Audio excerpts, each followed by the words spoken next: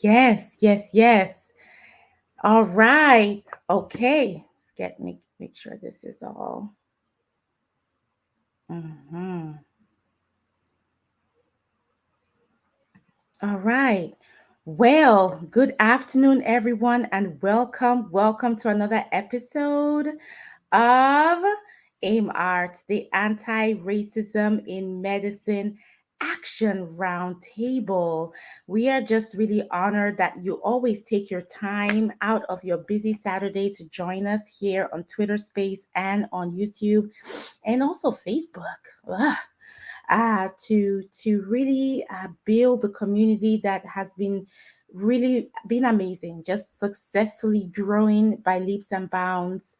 It's beyond our wildest dreams. As always, I am your host, Dr. Ijeoma Nodimopara, pronouns she, her, and all, and I'm calling in as I do every week to every other week.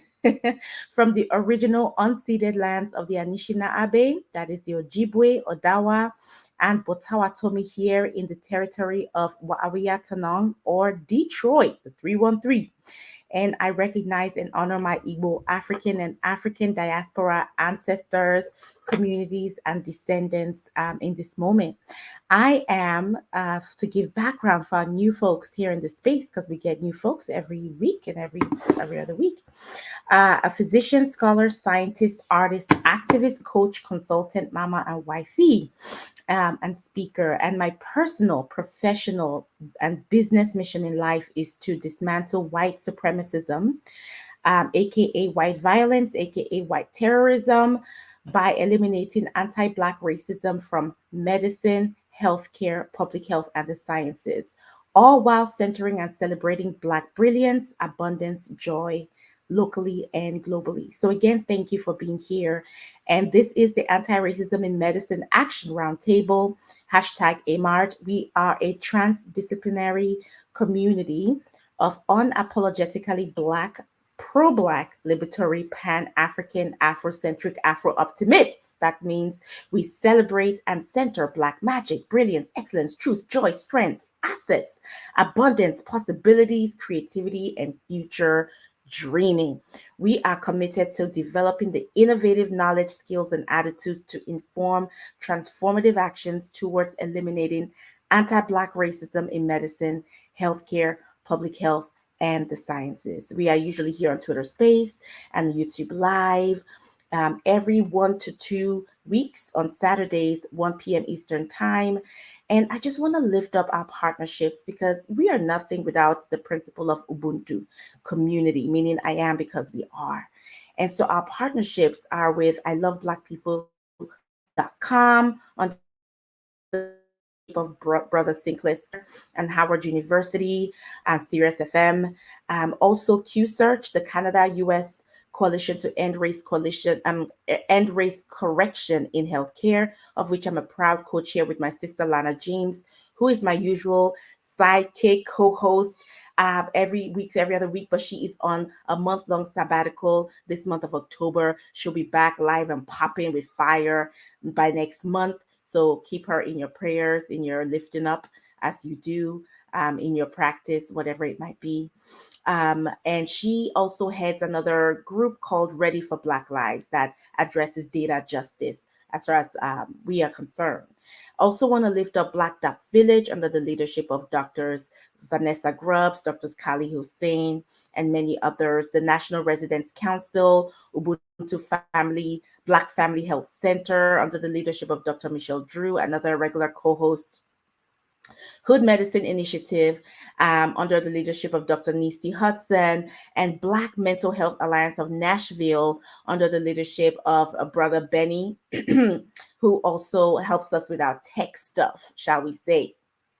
And so, shout out to all our partners and Health Equity Justice in Medicine at Wayne State University School of Medicine and Opara Speaks, my LLC. I also want to lift up the White House Health Equity Leaders Roundtable, of which I'm proud to be a member, while leading the work of justice and equity centering Blackness in that space on the national level. So, with that being said, full transparency. My kids brought home the Rona, okay, from school. So if you hear my voice going out and coughing, that's because for the first time since this pandemic started, the Rona family got your girl. And that's because the schools be the schools, okay? Thank you, God. The whole family got it, but they're doing fine. We are doing fine. Thank you, God. I'm vaccinated and boosted times a million at this point. And so it's been a mild course, but very, very draining and exhausting. And I'm trying to do the self care and self compassion that I preach about and trying to walk that talk. So I appreciate everyone's love and support. But really grateful to say that uh, it's been mild. And although everyone was kind of down for the count, it was brief. And we're up to doing what we, our usual shenanigans. So we're well and grateful that we've survived this far. It's amazing, right? With everything going on, 2 years. And so my joy today is that we are all otherwise healthy, and that I still have my health and my life and my family as well. So, with that being said, just a few housekeeping before we get into the topic of the day. We're a Jumbotron people, so we will be posting resources and all the goodies on the Jumbotron, otherwise known as the dashboard or the nest. So, feel free to look out for that. And I'm going to try to do a better job, YouTube people, with posting the same on the comments. Um, but today, as in every day, first calls of action is to join our community. We also have one on Twitter. I'm going to try to figure out a way to put that link on the dashboard. It's been up, but we really haven't talked about it. But today's the first day talking about it, that we can start building our AMR community on the Twitter communities feature. Um, but you could do that. But more importantly, sign up on our listserv on our website. And those links have been tweeted out, and I'll put that on the Jumbotron. Remember to check out our website. Thank you to, again, Brother Benny, Black Mental Health Alliance, and the website will be going up as well. Don't forget to tweet gems and resources as you are hearing gems that will be dropped by the phenomenal, fantastic heavyweights we have here on the roundtable today. Don't forget to tweet that out. Don't forget to use your emojis as and thank you. I see Sister Helena. She don't play with her emojis, baby. And so she is dropping the hearts and the black fist is back, y'all. The black fist is back, y'all. And the hundreds, as you just to kind of feed, the energy in the room. And tweet out with the hashtag AMART.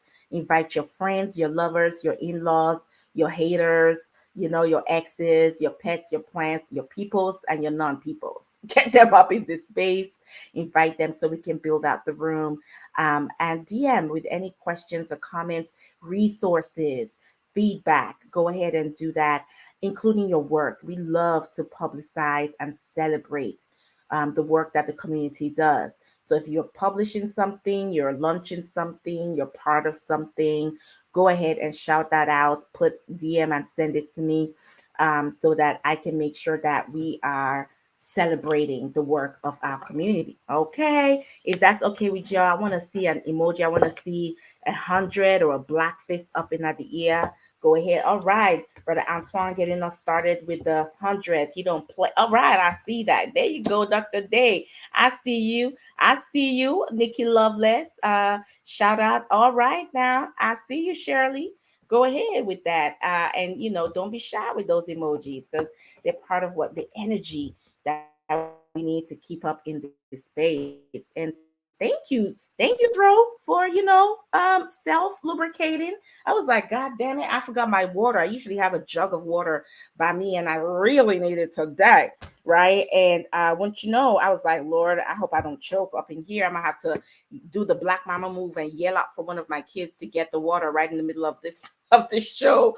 And once those salivary glands does its thing, and we're okay. So with that, let's get into the subject matter of today. I'm so excited to have this talk because I know it can be an interesting one. It can be sensitive, it can be weird, and it is complicated and very nuanced. So I am so excited. I mean, I could not ask for better folks to get into the conversation today. And to give some background, just to, let folks know, this conversation was inspired by last AMARS, which was 2 weeks ago. And we had a conversation on internalized anti-Blackness, for those who remember. And if you don't, that's okay. It's on the site, and it's also on, it's on the recording, so you can avail yourself of it. And so we had this just amazing conversation on internalized anti-Blackness that was inspired by your boy and your girl, Yay and Candy O. Okay. And in that conversation, it came up, one of the sources of internalized anti Blackness being religion, as we were massaging the various textures of internalized anti Blackness and how it shows up in our health, how it impacts and it affects our health. And what was really interesting was the various ways that piece started to unfold, and it became clear that it deserved its own platform, its own show. And Brother Antoine, I met Brother Antoine in that conversation and was just so impressed by his articulation of the issue, as well as we always, because we are an action-oriented group, right? Hence the action in the round table. We don't just talk the talk, honey. We walk the walk and do the do. And the work that he's doing in this space, as it relates to the church, and his church that he's part of. And it's just so impressive, that leadership. And so it just became clear that we needed to create space. And Dr. Stewart, my sister, honey, I mean, a phenomenal teacher, educator, professor, scholar, powerhouse, goddess, in the space of Black scholarship, especially when it comes to religion, and the work that she's doing. Her latest book, which we'll be talking about shortly, that is just phenomenal, to really begin to expand the conversation. Because again, we're intentional by saying religion and not just Christianity, but certainly Christianity has a unique role in this conversation. But when we talk about religion, we have to think beyond Christianity when it comes to Islam and Judaism and Buddhism and other world religions, right? But also, especially given that this is an Afrocentric space, African indigenous religions, and where does that fit into this whole conversation, right? And so I am just looking forward to this conversation and the unpacking of it, because we cannot talk about systems of oppression and white supremacy or white supremacism or white violence, white terrorism, as members of our community always want to remind us that, there's no supreme, is no real supreme, that is but a delusion. And so I call it by all its names, so that, some of us understand and some of us are familiar with one or the other. It's going to catch everybody. It's a wide, it's a wide net that is splayed over the ocean. That is us. And it's going to catch somebody, because some folks are not always up to certain lingo and terminologies, but one of them is going to catch somebody. So I call it by all its names, honey. But whatever name that is called, we know what we're talking about. And we cannot have these conversations and the intersectional systems of oppression that work within white supremacism, right? Ableism, xenophobia, homophobia, transphobia, and all these pieces here, without talking about religion. We can't. You cannot. And how it has been used as a weapon of white supremacism, anti-Blackness, how it is itself constructs and imagines, reproduces, reinforces, and benefits from anti-Blackness. It's a necessary part of the conversation, and how that whole cauldron of affairs shows up in our health, right? So let us get started by, first of all, introducing our speakers. I always love to lift up our speakers, but also allow them in their own voice to talk about themselves. And we'll start with Dr. Stewart. And sis, if you can talk about, I kind of gave an overview, but tell the people why you are divine, honey, why the work that you do is beyond. And as you do that, talk about what is causing you joy today. Good afternoon, everyone. I hope you can hear me well. Yes, we can hear you Great. beautifully. Oh, great. Oh, great. Well, thank you so much, Dr. Opara, for having me as a panelist today. This is a very important topic, and I look for all kinds of opportunities to share what I have learned and what I have gathered through research with wider audiences beyond the academy. So it's a tremendous opportunity for me. So to the audience, I am Diane Stewart. I am originally from Jamaica, was born in Kingston, Jamaica, and emigrated to the United States. Jamaica! What? Well, as a young girl, as a child, really, I spent most of my time in Hartford, Connecticut. I like to say that because the more I go around, people always ask me, "Where are you from?" They, but where are you really from? They have to say that. That So question.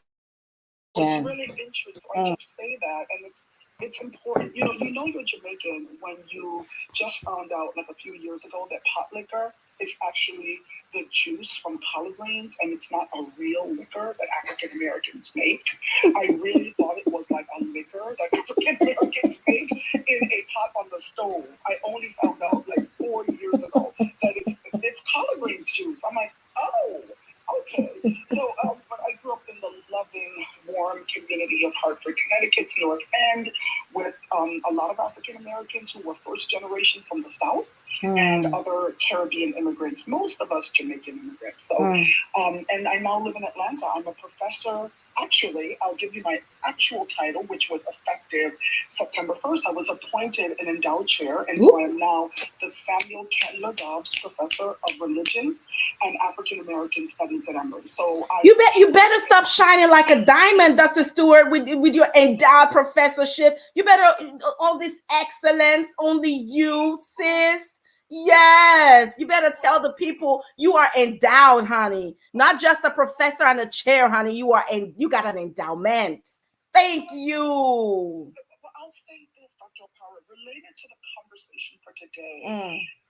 I never gave up on whatever it was in me that was driving me to focus on African heritage religions. Look at that. Very important values, ways of being, ways of creating sociality, health and wellness that have come down to us as a result of that collective heritage coming from Africa. And to know that I was endowed, I was appointed to a chair after being nominated by members from both of my department for doing what my soul, what my spirit propelled me to do. And I could have given in and focused on the way I was trained and focused on African American Christianity. Certainly I do a lot of work that connects in, and I still teach a lot on African American Christianity, but that would have been an easier road to travel. I would have gotten accolades a lot sooner. Yes. But and to know that I have this chair in the name of some wealthy, prominent white man, which is really interesting, for pursuing the spiritual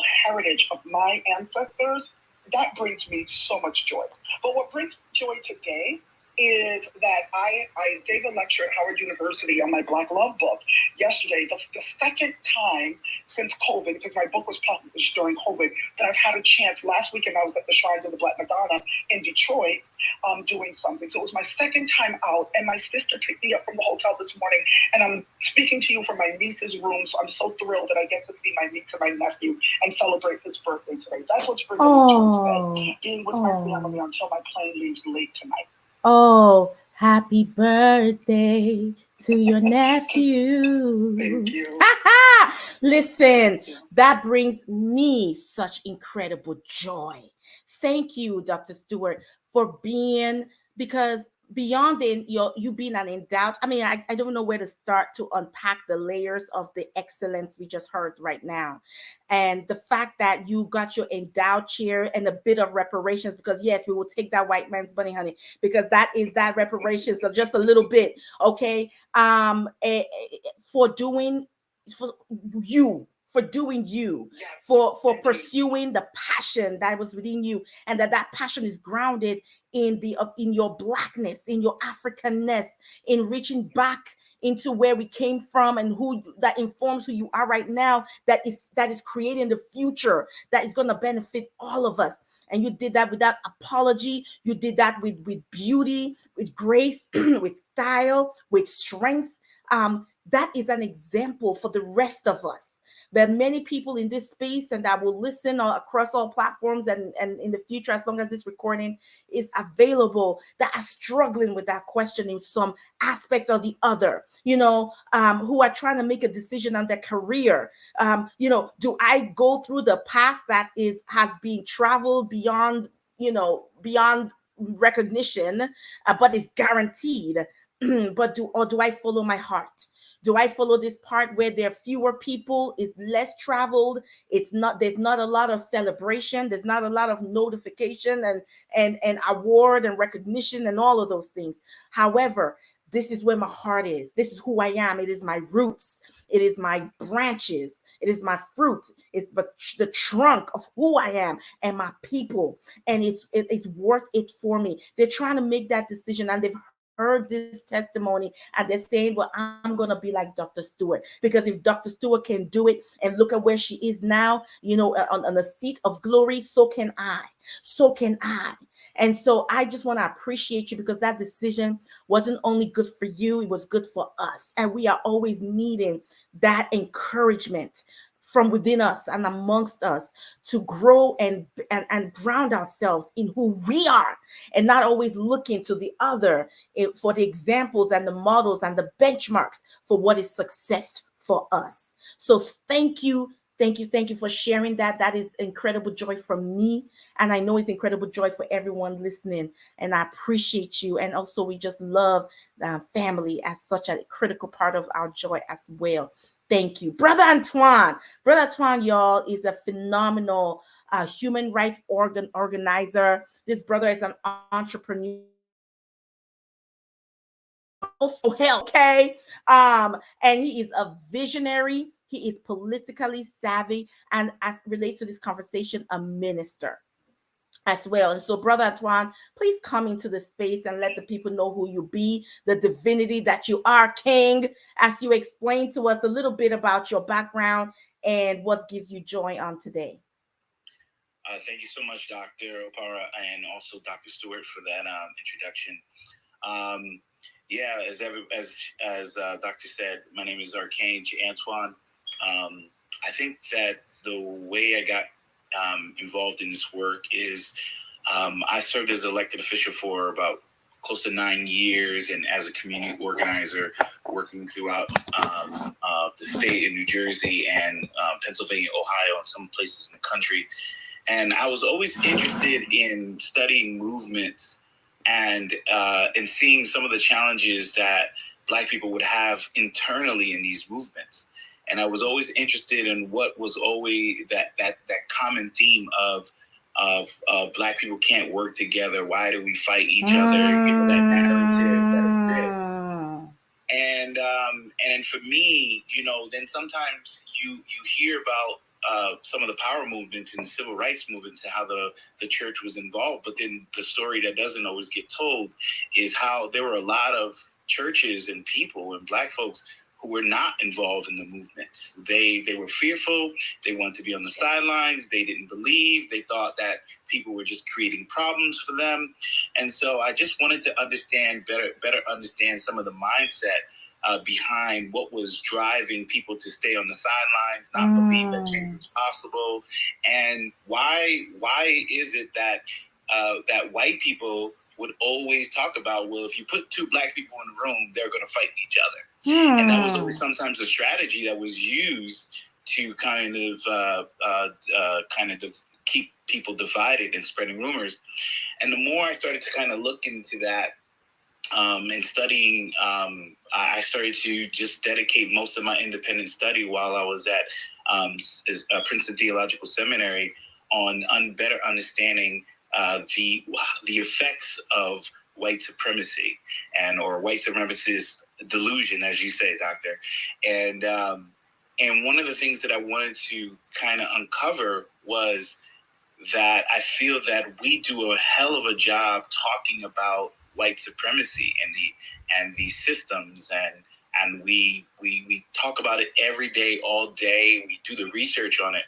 But one of the things that we don't talk enough about is about the internalized anti-Blackness and the inferiority complex and the byproducts of white supremacy, and how that has kind of played a role in shaping us as individuals, our families, our communities, and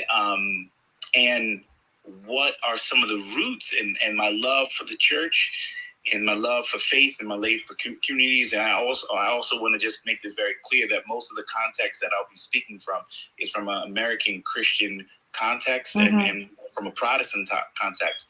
And so looking deeper into the church, I realized that a lot of the residues in American Christianity is just full of anti-Blackness that continues to linger on today.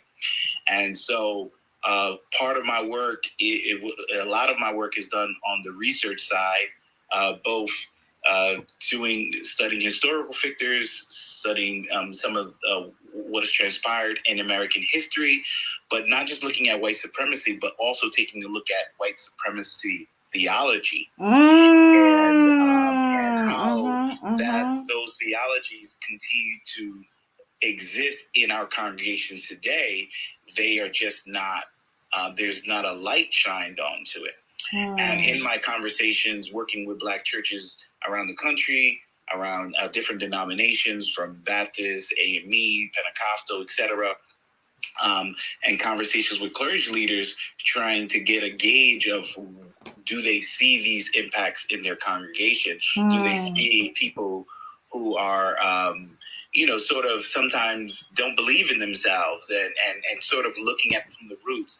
And so, honestly, it's been one of the most fulfilling and painful things to do. But for me, my position is that I think that if we don't do this work, then we can never achieve our self-actualization and get to where God wants us to be. And so I'll talk about it more, but that's the introduction to me. And just, a little background. I went to Rowan University, did my undergrad there, did my master's at Seton Hall University, and did my MDiv at Princeton Theological Seminary. But most of the work that I've been doing is on the ground as a community organizer and as a public servant. Thank you so much, brother. And what's bringing you joy on today?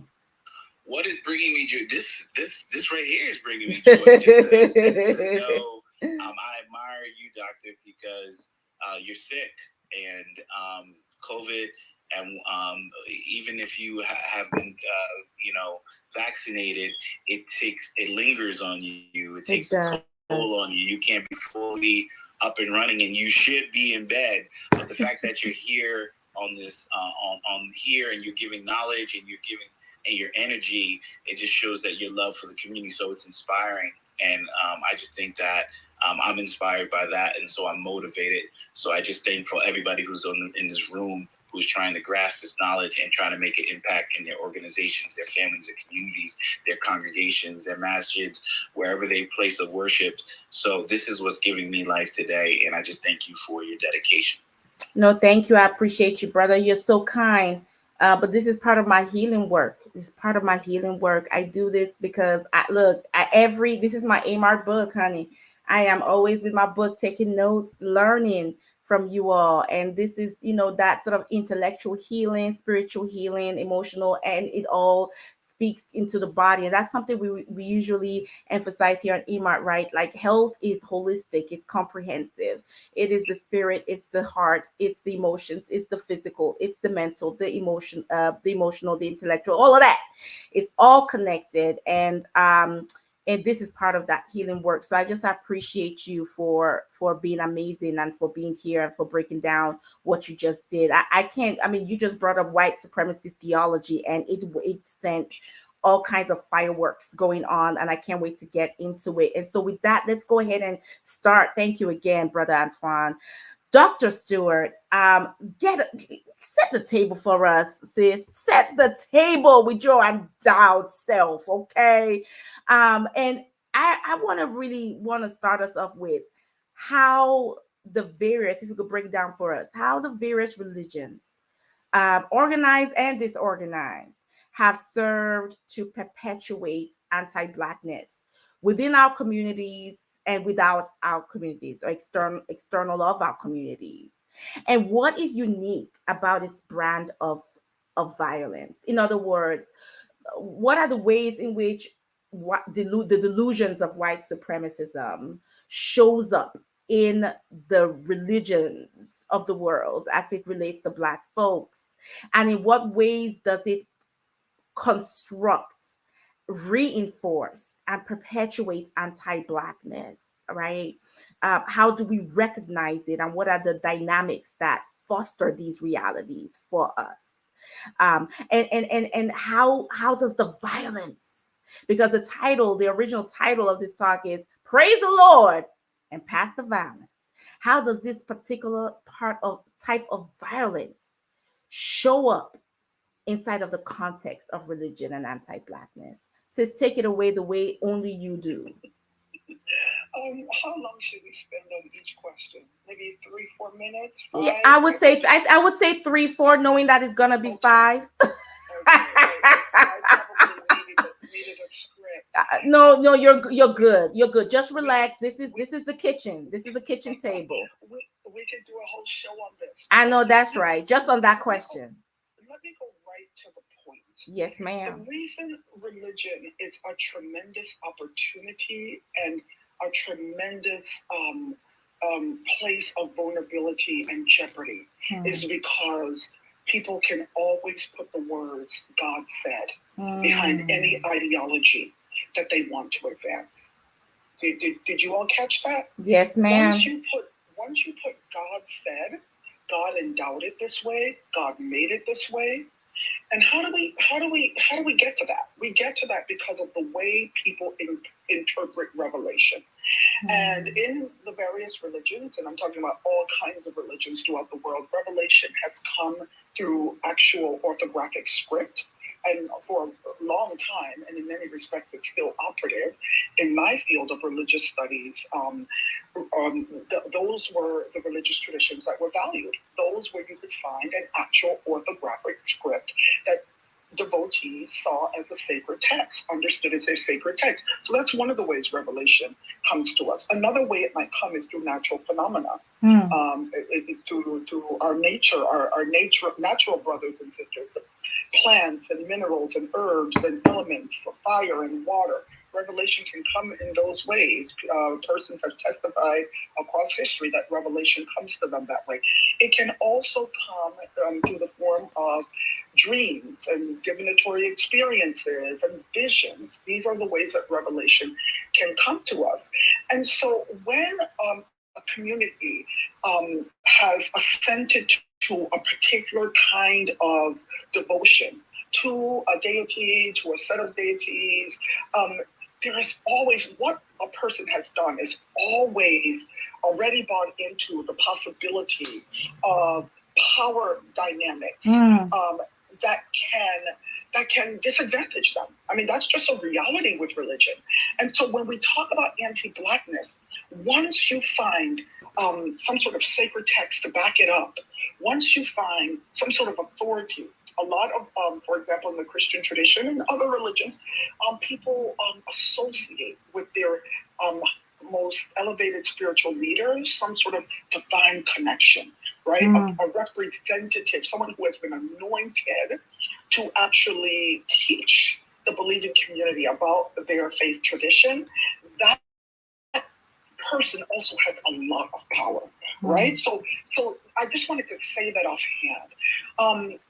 Let me say this though. I want to begin outside of religion because anti-Blackness really begins from what many of us have come to determine. There might be something that happens in cultures where darker complexion may be associated with people who had to work in the sun, and maybe their skin got darker. Maybe darker complexion has not been as valued, maybe in a lot of cultures outside of Africa, as a result of how social class is understood. I don't know. I know that things shifted in North America, where getting a tan, back in the 19th century, it was the exact opposite. Getting a tan shows wealth, because you can fly to Jamaica and spend that week-long vacation there and show everybody that you've been in the sun, right? Yeah. But it really begins with the Arab slave trade on the east coast of Africa. That's where anti-Blackness really begins. It begins there in terms of the world, and in some of the sacred scriptures. You find some anti-Blackness in some of the Hebraic scriptures, the Jewish scriptures around the person of Ham in the Bible. And then anti-Blackness, the Western Europeans really pick up on what the Arabs started, and they just take it home. They hit a home run with it, right? And then they begin to interpret scripture. They begin to also place their political and militaristic activities under the domain of scriptural Christian, in particular, Christian revelation. That it is our mission to go and enslave the African, so as to teach the African how to be civilized and how to know who God is, right? To Christianize the African. That already is an anti-Black starting place. Do I need to continue? That already is anti-African, anti-Black right there. To begin from the perspective that a people have no idea about God, no language for God, no way of understanding themselves in relation to some sort of divine being or set of beings, and a set of ethics that emerges from that. That is already a place of anti-Blackness, because Africa as a whole was written off as not being able to be in Western philosophy and theology, as not having and it's really funny to think about that, especially since so much of early Christian theology comes from North African bishops and priests. It's really interesting. St. Augustine, who gave us our first doctrine of theological anthropology, the doctrine of the human being, was a 4th century African theologian. And we just forget about those things, that many North Africans were very much involved in shaping early Christian thought. Tertullian gave us a North African, gave us the doctrine of the Trinity. And there's a powerful Igbo scholar, Nigerian Igbo scholar, Okechukwu Ogmanaya, who writes a brilliant book called On Communitarian Divinity, where he situates Tertullian as an African. Everyone likes to look at his Greek education, but he says only an African could have given us a doctrine of the Trinity. That he argues that there is no polytheism, that word has too much baggage. There is the idea of the one and the many in African religions. You can't just have one God. What kind of God is that? A God without a community? Are you kidding me? How could there just be one God and no community? That doesn't work for African religions. So he says it would take an African mind to understand the 3-in-1 concept. And he wants to situate Tertullian as an African thinker. He says whether it's 3 gods, 300 gods, for him the 3-in-1 resembles African ways of thinking about the divine, as having the idea of the one and the idea of the many. Very interesting. So I'll just start with that. To even come from the premise that Africans needed Christianity is already anti-African / anti-Black. I mean, they made us Black through the slave trade. They made us Black, and we had to turn Blackness into something else. But that alone is already anti-Blackness. Need I not go in the Christian tradition to something like the curse of Ham, and how racist and problematic that is, the way questions of lightness and darkness are understood in all kinds of religions, and how demonic forces are depicted in so many religions, especially Christianity. I mean, anti-Blackness is all over this tradition. More than anything, we have been taught since the rise of the modern West, we, people of African descent, we have taught that we are sinful and guilty because of our African heritage, period. That we are innately sinful and guilty because of our African heritage. That's exactly what was taught to us. And that belief and that view has never been abolished. Even with the abolition of slavery, that has never been abolished. And too many of us still believe it. If you ask us, we'd say, of course I don't believe it. But our psyches are not free from that. That's right. That's right. It's that emancipate yourself from mental slavery. None but ourselves can free our minds. It's that mental slavery that we still are beholden to. Absolutely. Our psyche is not free from it. Oh, you said it all. And y'all, you see why she is the endowed chair of every department in every university in every galaxy, right? I mean, that right there was a dissertation for like a whole semester, and I mean, just it's just so much, and I felt as you spoke that violence, the unique violence for me, is the exploitation of a people made vulnerable. That religion is a site of vulnerability. Like when you said that, really touched me. That absolutely it is a site, is a location of vulnerability with imbued power dynamics that renders folks vulnerable to being exploited in service of human ideology, right? And when that ideology is anti-blackness, then absolutely it is ripe for the pickings, and we are still reaping that picking today. I mean, it's incredible violence. And when you said this a number of times, the very presumption that a people are without, a whole ass people, the people that started humanity, Homo sapiens, the species of humans that we are, which is now the continent of Africa, now called the continent of Africa, right? That them folks had no concept of God, of the divine, in whatever form they determined them to be, in the many, many forms, and that it then required a new people, fresh people, babies. When you look at them in the through the lens of all of humanity, baby, to come and teach mother about who God is. It's the arrogance is violence. Okay, like just the arrogance itself. Yeah, no, absolutely. Say seven things. Right here. This is really important because one of the things that we often don't deal with is the fact that Western Europeans, period, they underwent an incredibly violent conversion to Christianity themselves, coming out of the Crusades, coming out the conditions through which they became Christian were perhaps some of the most violent. And I personally believe that this is one of the reasons they are so unwell. Because they haven't dealt with the colonial experience that they underwent. Think about it. When I can remember, even from my days of high school, we studied Chaucer's Canterbury Tales. We studied Bede's ecclesial history of the English people. And then we went straight to the Enlightenment. We went Middle Ages and the Enlightenment. That period of the Dark Ages, they don't like to talk about that. They call it the Dark Ages. I wonder what was going on. And I tell you, until they get right with their own spirituality and spiritual heritage, I don't think we will ever see them in a place of health. They have to deal with the tremendous violence that they underwent. The thing that they did masterfully is that they made Christianity their own.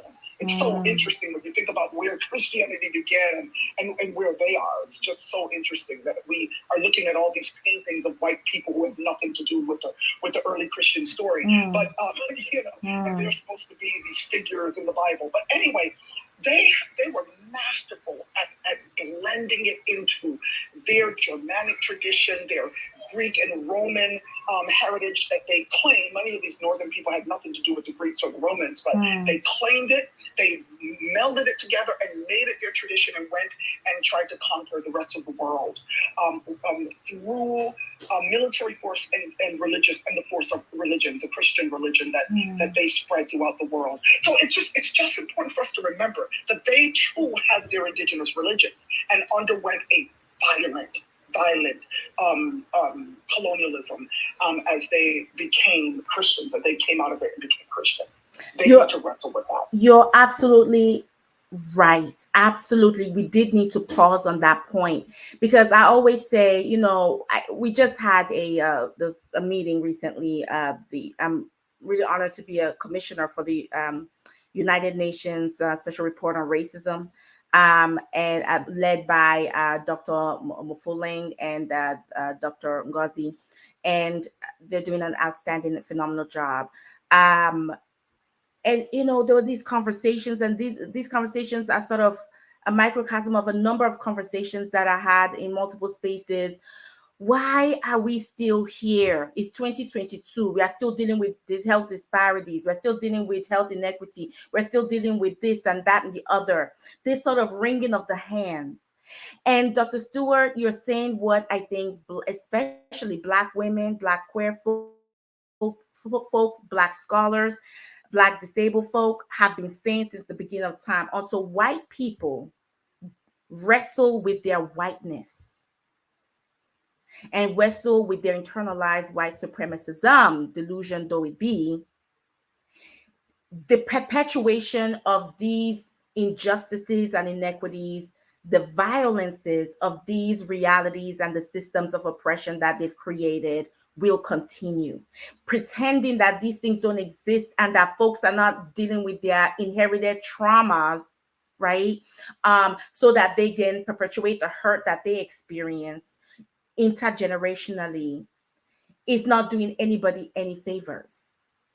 And that is a fact. That's where I've landed at this point in my journey in this work, is that we will continue to grapple with these issues, the structural violence of white supremacism, the structural violence of oppression, white terrorism and oppression, in the many ways that it shows up in the health space, in the faith and spirituality space, in housing, in food, in criminal justice, in justice, in economics. And the list goes on, every sector, in education, every sector in healthcare, of society, until there is a coming. I'm going to use this term intentionally, a come to Jesus. Within the context of this conversation, experience that white folks have with themselves. And so you are absolutely right. And I think people forget that, the people that then later named themselves as white, but the Norwegians and the Swedish and the, whatever they were before they became white in the Americas, um, they had their own indigenous religion, and the inherent nature of violence inside of Christianity and other some world religions, in the ways that it was forcefully imposed upon them, is a permanent injury that keeps opening up over and over and over and over and over and over and over again. And that is such a powerful thought for us to sit with. And so I thank you for that.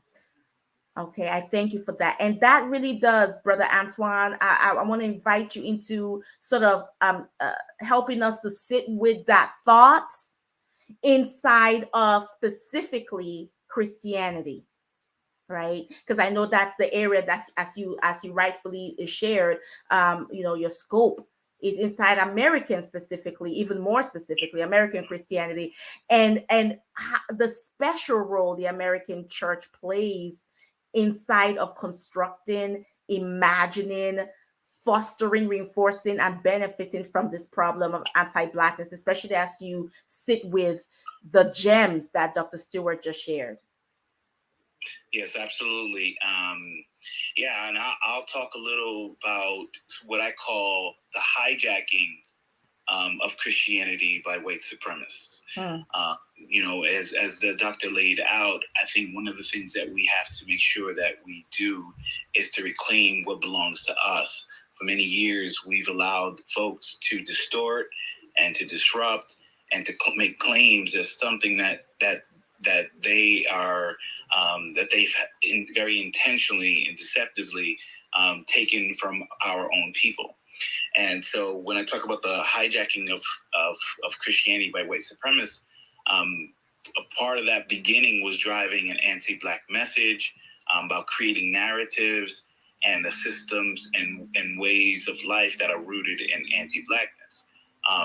And part of that hijacking of Christianity, it helped serve both people who hated Black people, but also driving and justifying the economic exploitation of Black bodies. And so it's not always fully hate, it's just the way of justifying the economic systems that exploited our communities. And the hijacking of Christianity promoted white supremacy as a system that devalues the life of Black people and kind of created a permanent class in America, a racial class. The book, The American Prophet, talks about how white Christian leaders crafted various religious and theological justifications used to aid the state in their oppression of Black people. So you can see this complicit nature of white supremacist theologians crafting messages to assist the state in the way that they were doing.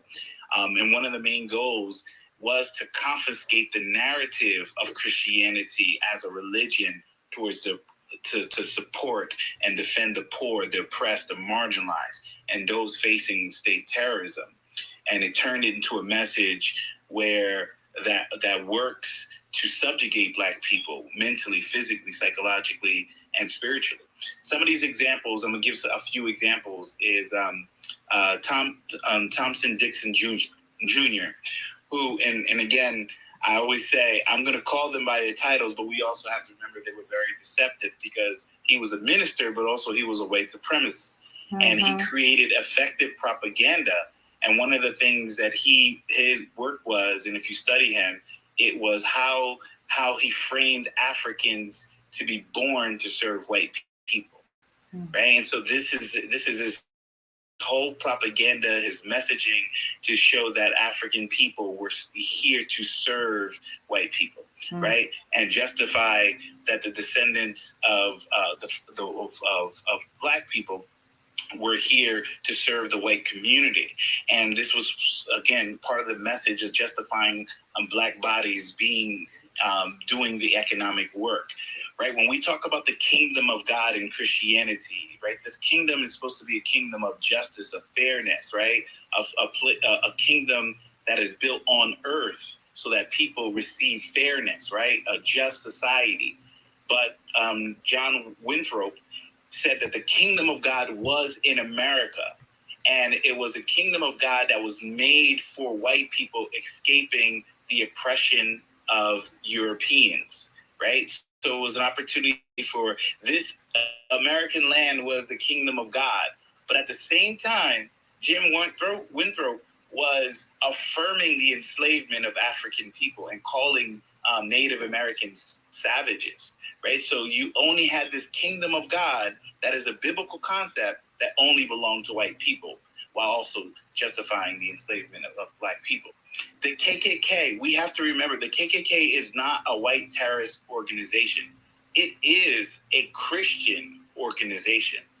And one of the things that they practice violent Christian nationalists, but also one of the things that they did was take concepts of they called Northerners who wanted to free Black people from enslavement, Antichrist, right? Literally, this was the concept. When you talked about Antichrist in the Bible, it was the Northerners.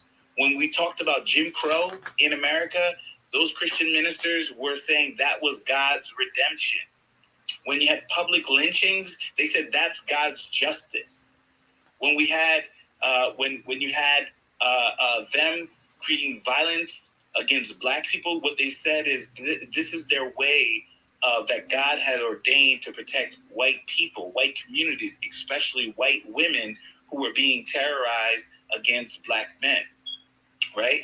They preached about the need for the state not to get involved in protecting Black people. And you can see that in some of the references in the fiery cross.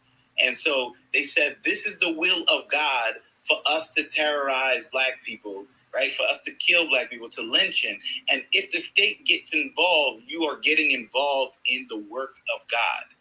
And so this message you still see creeping in with the need for the state to stay in its lane and not provide any forms of protection for Black people. Charles Hodge is one of the first Black is the first black.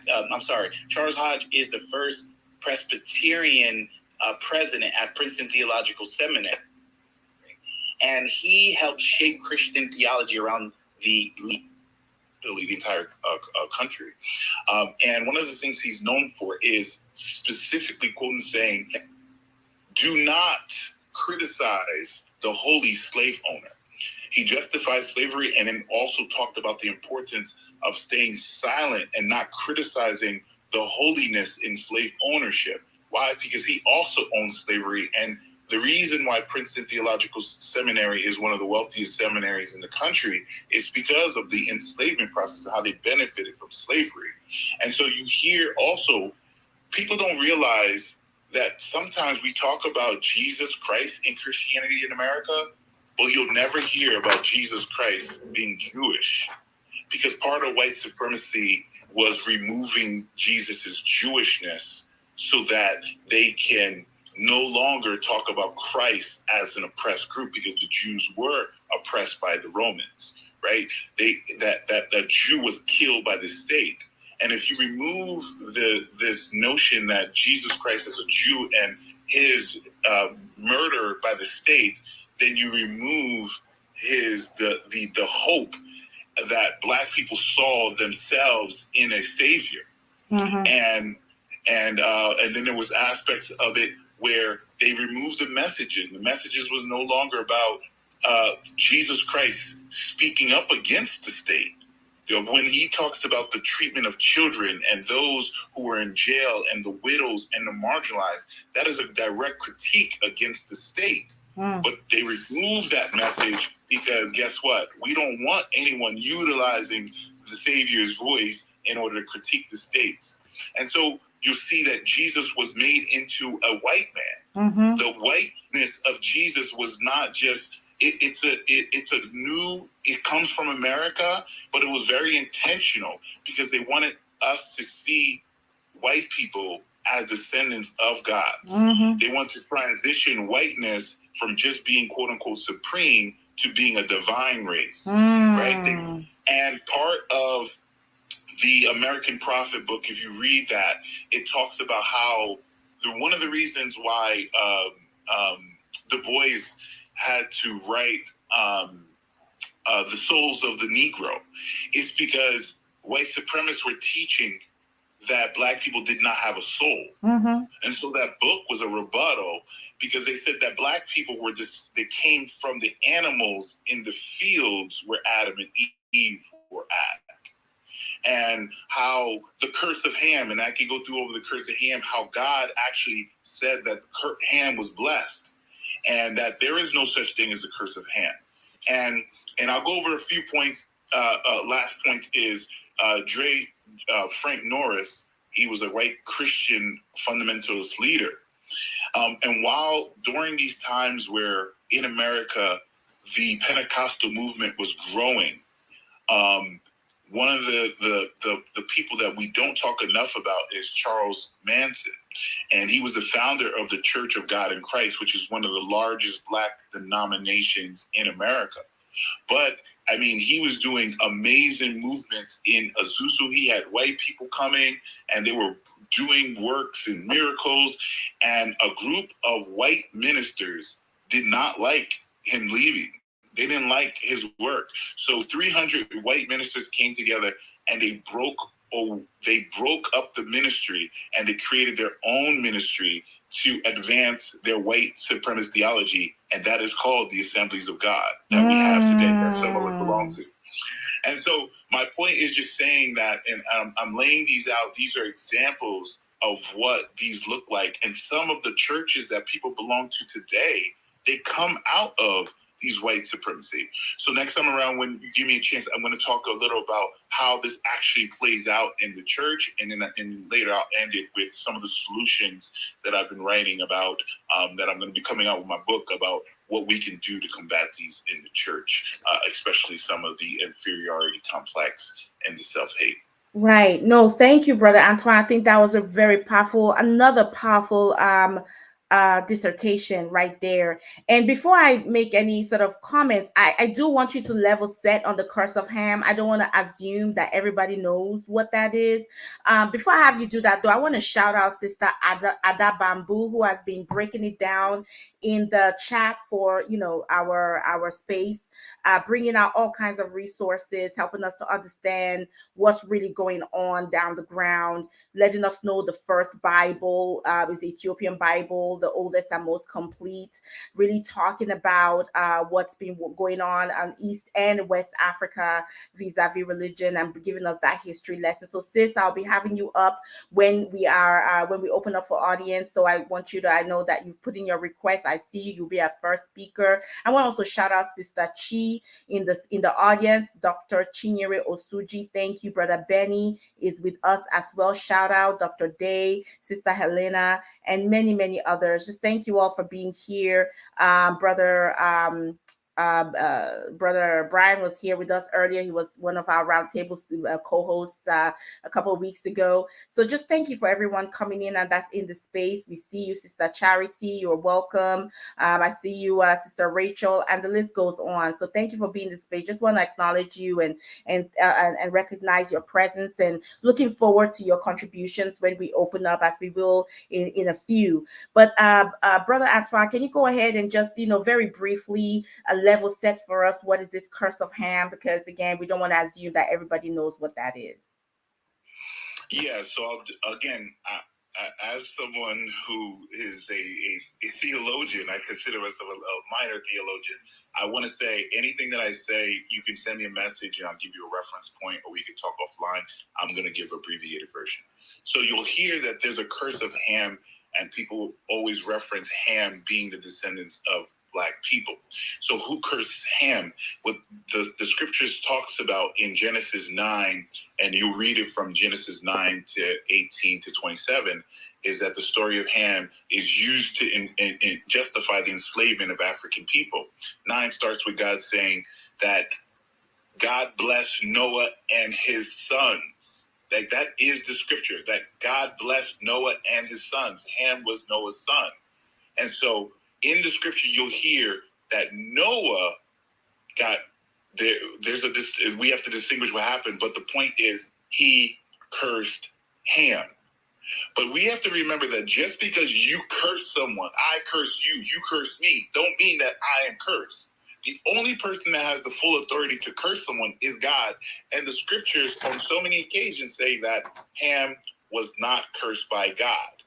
And so our interpretation must be that he was upset, he was angry, but he didn't have the full authority to curse any Ham. When you look at Numbers 23, 23 verse 20, it says, don't curse what God has blessed. Genesis 10 verse 6 says, beginning of the scriptures, that the descendants of Ham were not cursed.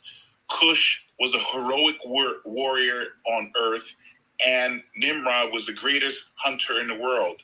And so there's nothing about any of Noah's children that were cursed.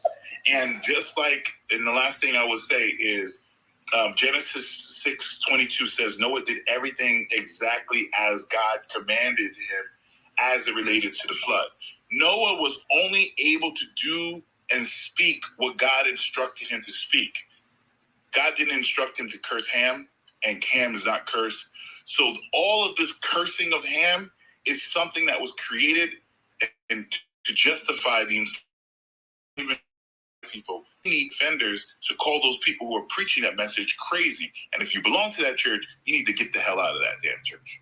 Right. That's my position. And I thank you for that, because I got so much out of what you said as we segue to Dr. Stewart in a second. But what I really enjoy from what you're saying, and this is what I'm pulling out, is how much of our institutions, whether they're religious institutions, but I will bring it into healthcare and medicine. I have a whole list, honey, and that's why we have created the Q Search, the Canada-U.S. Coalition to End Race Correction in Healthcare. But how much of our institutions are made up, right?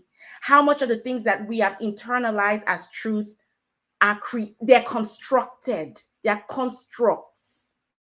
They A group of people imagined them and decided they were truth and then added labels of credibility, whether it's religion, whether it's quote unquote science, aka pseudoscience, aka rubbish, um, and other sort of like labels of credibility so that they can be swallowed by people identified at a site of vulnerability. And I really love that Dr. Stewart framed that.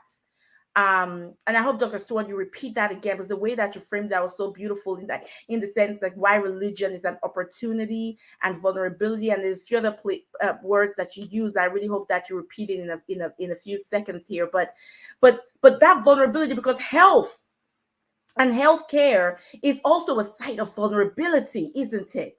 Like how much more vulnerable can you be than when your very life is on the edge, is in question, when you need relief from suffering, when you need rescue from impending doom and death, right? The loss of life and limb, how much more vulnerable. And so when you identify these sites of vulnerability and then they are exploited in service of an agenda for injustice, for oppression, for violence, in order for a group of people to hoard power. These are the through lines that I'm connecting throughout this conversation. And then the how of it is these constructs, these inventions, right? I love how you unfurled how the very picture of Jesus, the image of Jesus, the physical image, but also like the imaginary image, like the literary image, right? Of what we come to understand as him. And then also, again, the entire movement created around him, Christianity, but how many of it is constructed in a group of people's image, white folks' image, and then plastered as truth. And then the piece that breaks my heart, which is how we started having this conversation a couple of weeks ago, is how we internalize that and then replicate it in our homes. How many people's mamas have a picture of Martin Luther King Jr., John F. Kennedy, and a white Jesus on their dining room wall, right? How many of us got our mama and our grandmama got white Jesus, white angels? I remember my mother-in-law, Catholic Nigerian woman, honey, right? In all her, she got the white Jesus like rosary things, and she got the white Jesus angels and white Jesus and white, and she, in the good fullness of her good heart, her beautiful heart, brought some white angel thingies to our home. And the way I quickly, let me just say, I relocated them, honey. They were relocated to unknown locations. Uh, I knew it would offend her, but I was willing to deal with it. And that's saying a lot as a Nigerian daughter-in-law. Like, we are ready to like cross the Sahara Desert butt naked than to offend our mother-in-laws. But I was ready to take the heat than to and then to propagate that which we have inherited, right, on my children. And so it is just so fascinating to think and reflect on the construction of religion, and but also of truths that we have inherited. In medicine, we have the same thing, right? That's why we're eliminating race correction. We have equations that that have been constructed. But if the person in the body you're taking care of is black or brown, actually it's black, right? Regardless of the texture, honey, but is black, use this different equation to determine how their kidneys are functioning, or how their lungs are functioning, or how their risk of this disease, or this outcome, of this whatever, right? And that becomes that then gets ingrained as gospel truth. And is there any other religion more rigorous than medicine? Isn't medicine a whole ass religion? Isn't nursing a whole ass religion? Right. And so we ingrain that's something you then teach young folks, and the trainees, they internalize and they teach their trainees when they get to be faculty. And it carries on the belief that race is biology. Isn't that a religious doctrine within the organized religion of medicine. And so it's just fascinating, these constructions, these revisions and erasures that are intentionally done inside of many of the institutions and beliefs that we have, the belief systems that we have, and then they get passed on as truth, and we internalize them as truth, even when those beliefs, those inventions are telling you that you are less than and that you're not good enough, just inherently.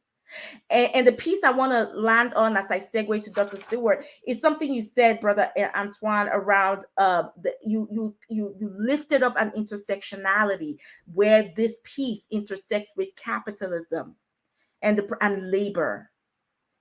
Why are Black people inherently fit to be subjugated and to work in service of white folks? Right? We understand the ways in which you became human as a Black person, like you said, the belief that Black people didn't have souls, but they got souls when they got baptized, right?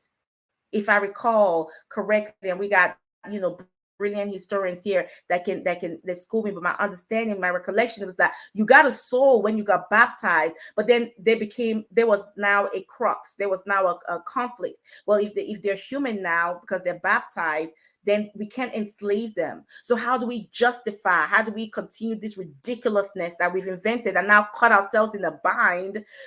This is going to cause us to be without labor to build wealth that is going to be hoarded and consolidated against among our kind. How do we get ourselves out of this bind? And that was that, no, no, no. If your mother is African, then that kind of, it supplants, and it supplants this whole, like, yeah, you're baptized and yes, God, yes, Bible, but you still get to be subjugated because your mother. And so it's just fascinating, the intersectionalities here, where we have the function of all this ultimately is the greed, is the consolidation of wealth and power among people in white bodies, right? And racialized as white. And how that then is perpetuated. And so, Dr. Stewart, can you sort of massage that thought further? What my reflections on what Brother Antoine shared, um, how does that land with you and your extensive knowledge and experience and work and expertise in this space? Does that jive with what you've studied, what you've known to be true? And how would you connect the through line to the health disparities that have resulted from all of this hot mess? Thanks, Dr. Akara. Well, there are many places to pick up. One of the things I do want to say before I continue is I like to, my colleague Tracy Hucks, who has left administration, she was a provost and dean for the last 5 years, and she's gone back to teaching in a position that she can also train doctoral students. She's at Harvard Divinity School. She and I have been very active in forging what I might call a subfield within our field of religion, Africana religions, Africana religious studies is what we would call it. And so under the framework of Africana religious studies, I want to talk about the Black church and other Black religious institutions, no matter where they've emerged in the diaspora, or institutions forged by people of African descent, to say, and I know you know this, Dr. Opara, there is something that happens in these church spaces and other religious institutions that can be healthy for us as well. Mm-hmm. Whether it's the prayers, praying together, the testifying and testimonies, the sociality that our different churches and religious institutions, our temples, allow us to have. And the Black church has been particularly prominent in that respect in this country, right? Since, let's say, the middle to the late 1800s, incredibly prominent. Not that they didn't exist before that, but we know that coming out of slavery, only maybe 27 to 30, mid-30s% of people of African descent were officially Christian. We often overlook that. We act as if Africans got off of the slave ship and were belting out spirituals. That's just not true. We oftentimes do research historically where, because the documents take us to the first great awakenings of the 1730s and 40s in America, we kind of date Black religious formation there with Black people going to revivals, having these ecstatic experiences, and quote unquote becoming Christian. But the truth is, many of them did not become Christian at these revivals. They got to dress up, they got to eat well, they got to see their friends, they got to get away from the master's lash. I would be lining up for a revival too. It was a social gathering, it was a party. That's right. They were, and it was spiritual too. A number of them were having all kinds of spiritual and ecstatic experiences, but we don't know what that was all about. They could have been connecting with their African ancestors. They could have been connecting with so many different kinds of spiritual traditions. So we didn't get the numbers of Christians out of those experiences that people often think. Even some people in my field who have written about that period. The same thing with the 1820s, or with the revival, that came out of the 1820s, the Great Awakening, Second Great Awakening, as they call it. We don't really have Black people lining up to join Christian churches and be Christian until after they really began to see that, wow, no, this civil war, if God is behind this, the Christian God is behind this civil war, okay, I can get behind this. Right? I can get behind this, right? And then and so you have all these churches opening up, Methodists and Baptists doing incredible work across the South, building Black churches, building Black communities, and then we find out that they'll never really accept us anyway, right? Then we find out it doesn't matter how Christian we are, they will never truly allow us to be citizens, to establish our rights. That's what we've been trying to do. That's what politics of respectability was, 1880s, 1920s, but I would especially uplift the race. Let's show them that we can really be citizens. So these white men will stop calling Black women prostitutes across every newspaper across the nation every single day. This is what these Black women were fighting, being reduced to prostitutes. Literally, you couldn't find a newspaper across this nation that wasn't calling some Black woman a prostitute every day during that period.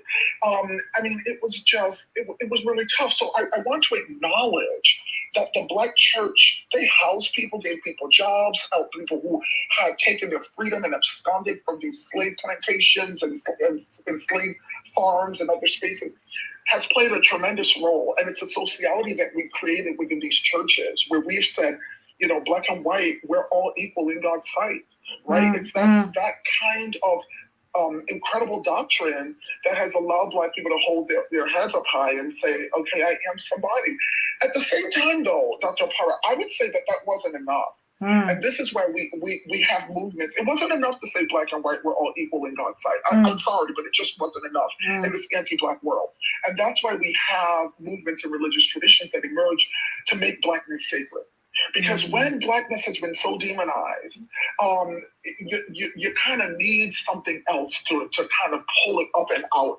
And that's why we have traditions like the Nation of Islam, the various Hebraic traditions. And these traditions were forming as early as right after the slave period. A lot of people think about the Nation of Islam and associate that with the 1960s even with the 1930s when it began. But there were other Hebraic traditions and other traditions where Blacks were rejecting, quote unquote, the white man's Christianity, Eurocentric Christianity, and coming up with new ways. They were even rejecting Blackness as an identity. They were like, I'm not Black. I don't know what that is. They were taking on new identities as Moors, as Hebrews, as different kinds of identities. That all of this postmodern criticism that we learn about in the academy, they were doing it before then, where they were deconstructing race. Some of them who joined Father Divine's peace movement and they were registering for the draft, you will see that they were signing up and they were saying, I don't belong to a race. There's no such thing as race. All these things that we're just finding out now that race is a construction, they were already deconstructing that. And they would register their race as human. They would literally write human on their draft cards because they refused to say they were Negro or they just rejected it. So that kind of wisdom and brilliance of our people to reject racial ascription was even happening in our other religious movements. Sometimes people who belong to mainline religions look at them as bizarre. No, they were the critique that we needed of white supremacy in this country. They are the ones that helped us to realize that the people who called themselves white, who quote unquote needed to be white, as James Baldwin said, who made themselves white, got it wrong. There is no such thing as race. So it's very, very interesting to think about that. But yes, all of this resonates. And the thing, Dr. Power, what I'm most interested in doing, I teach a course, Black Christian Thought, and I teach students in that class about theological method. And the reason I do that is that I want to free them to do the theological work for themselves. So this is what I mean. We can be faithful, devout, anything, whatever it is. But if we're not doing critical theological work for ourselves, and I'm stretching the word theology beyond the Christian tradition, it has a unique and particular genealogy in how it developed in the Christian tradition, from the early apologetic theology to liberation theologies of the 20th and 21st century. But everyone needs to understand who perceives themselves or understands themselves to be a believing person in a particular faith tradition or someone who follows a way of life. There are always ethics and principles that are involved. And religious leaders always have the power to abuse and to violate. They just do. They have extraordinary power to be able to do that. And it doesn't mean that they all do that. I know amazing religious leaders that I respect in every religious tradition that I know about, but there are many who do violate and who do abuse and will use sacred text, scripture, to do that. And so I give my students the tools of theological method. So when you talk about, for example, constructed truths, one of the things that I help my students understand is that the Bible itself, for example, was a construction. The Bible didn't drop from the sky from God. There are religious leaders in the early church that worked out which books were going to be in the Bible and which books were not. If we really take ourselves back to the 2nd century, when all of this was being worked out, even in the Bible itself, when we look at the Pauline epistles and Deutero-Pauline epistles, what we're seeing is a contention, is a struggle between the different apostles. And one of the ways to prove if someone was Christian was, what's your lineage? Which apostle do you trace yourself back to? And that is what gave people authority. But they didn't agree on what Christians should be doing, how Christians should live. They didn't all agree. You can see that contention in the Bible itself. So that's what we call theological debate. And so what I really try to free my students to understand is that there are many ways to be Christian. There are many different traditions and persuasions, and there is no agreed upon Christian theology. Yes, there's some basic foundations for what it means to be a Christian that I think many people would agree on who call themselves Christian. But what I help my students understand what we call the hermeneutics. Is such a big fancy word for your theory of interpretation. The hermeneutics and the sources for understanding your faith. You know, what are the sources that play a role in how you interpret your faith? And let me tell you something. When I ask my students, how many of you have read the book of Lamentation?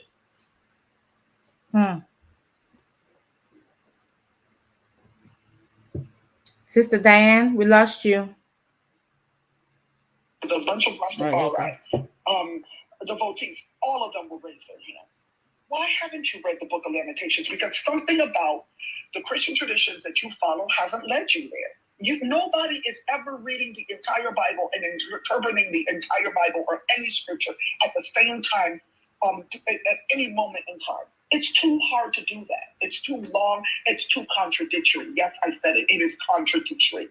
These books that became the Bible were written at different times across how many years. We have 2 creation stories in the book of Genesis. The first one was created by what we call the priest in biblical studies. The second one was created by the Yahwehs. They're very different stories.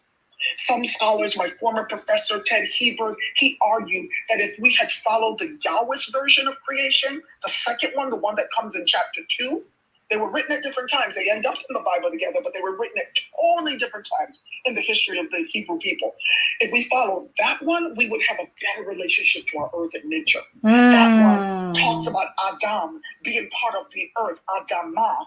I know, isn't that an interesting word? That's an evil word, right? I know, when you said that, I said Adama. That's what they call the students. Yes. But if we follow that one, which is not about order and dominion like the first creation story, if we had followed that one, the second creation story, we would have more communing with nature, more communing with the environment. It's a very powerful observation. He's written a book about it as well. But so I use those examples. There are 3 Isaiahs. There are 3 different writers who wrote the book of Isaiah, and we don't know this. Those of us who went to divinity school, we know it. And people act like, oh, if I go to divinity school, I'm just going to lose my faith. Let's not trust them. Why wouldn't you trust me? I have studied this thing for 7 years, for God's sake. Why wouldn't you trust me? If you want a doctor, no one's going to come to me and ask me questions. They're going to go to you, Dr. Aparo, a medical doctor, right?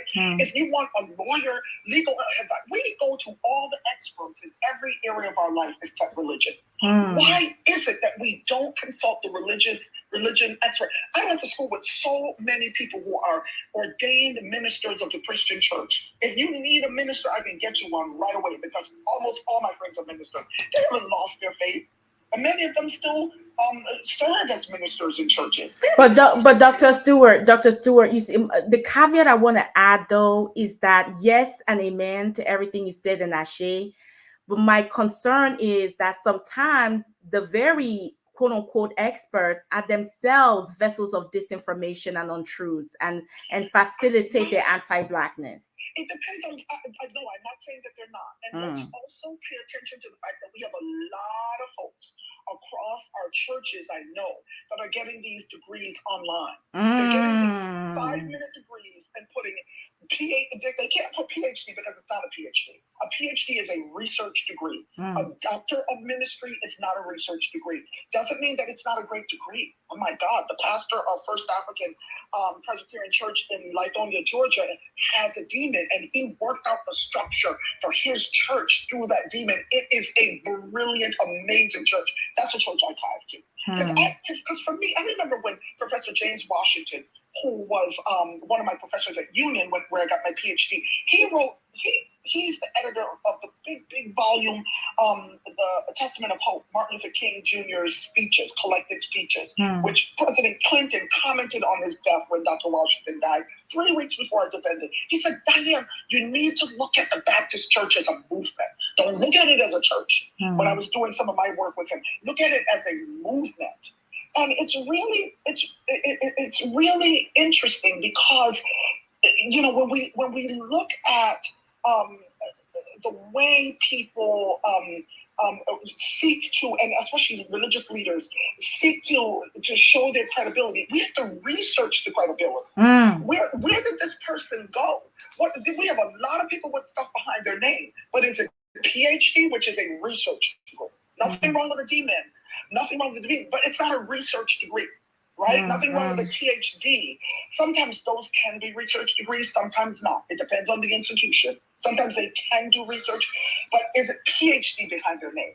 And where did they get it? So that we have to do. But second, I always wonder, why is it that our religious institutions don't have like scholars in residence so we can do work with the communities? That's what we need. That's what we need. I want to teach people how to do theological methods for themselves so that they don't have to listen to everybody on the television and just take what they say, hook, line, and sinker, right?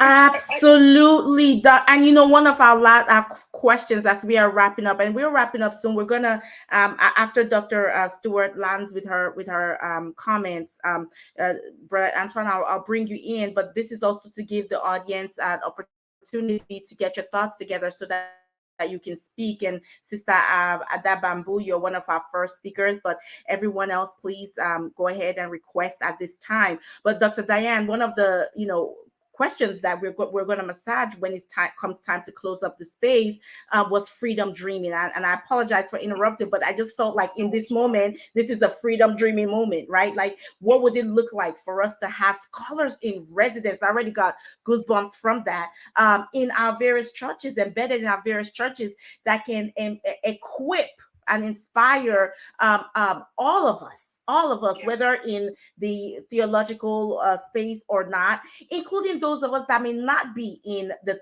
theological space. So I want to also create space for members of our community. And I wonder if we, at some point in this conversation, we can massage, what atheism, where does that fit in this conversation, if it does. And also, again, I know a lot of our conversation has been Christianity heavy, and I want to acknowledge that, because that's just the makeup of the folks around this table. But please, if there's anyone that can speak on where Islam fits into any of this, or Judaism or Buddhism or Baha'i or whatever else other religion, and how it also fits into this storyline of anti-blackness, and where is your points of hope. If you want to lift that up, that's fine. You are most welcome to be in this space. I want to just acknowledge that. But I'm very curious as to where atheism fits in, and maybe a little later we can talk about that. But Dr. Stewart, I didn't mean to cut off your train of thought, but you were sort of freedom dreaming, and I really wanted to just sort of lift that up, and this idea of scholars in residence, and maybe that exists somewhere. I'm not aware. If anybody is aware, please let us know so we can lift it up. But I love that idea, Dr. Stewart. Please go on building on that. Well, I think that the one thing about our religious institutions, it's a place, a space that we own. It's ours. And that's why people have returned to, but really there's always been a kind of, we've had these explosions of attacks on Black churches in particular. That's why they go and attack Black churches, because it is our nation within a nation.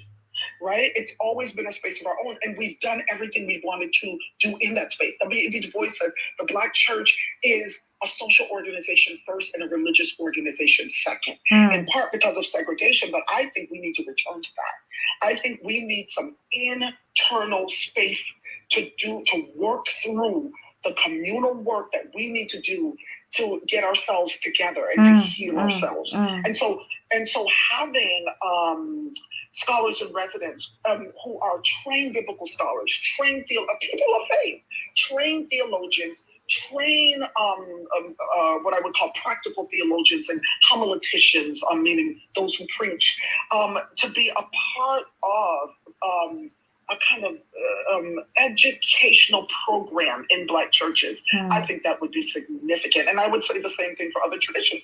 Look, what I think one of the reasons we're dealing with Christianity is because that is the religion that has most deeply affected us. Absolutely. Very true. That's true. There are just two things that I want to say in relation to this.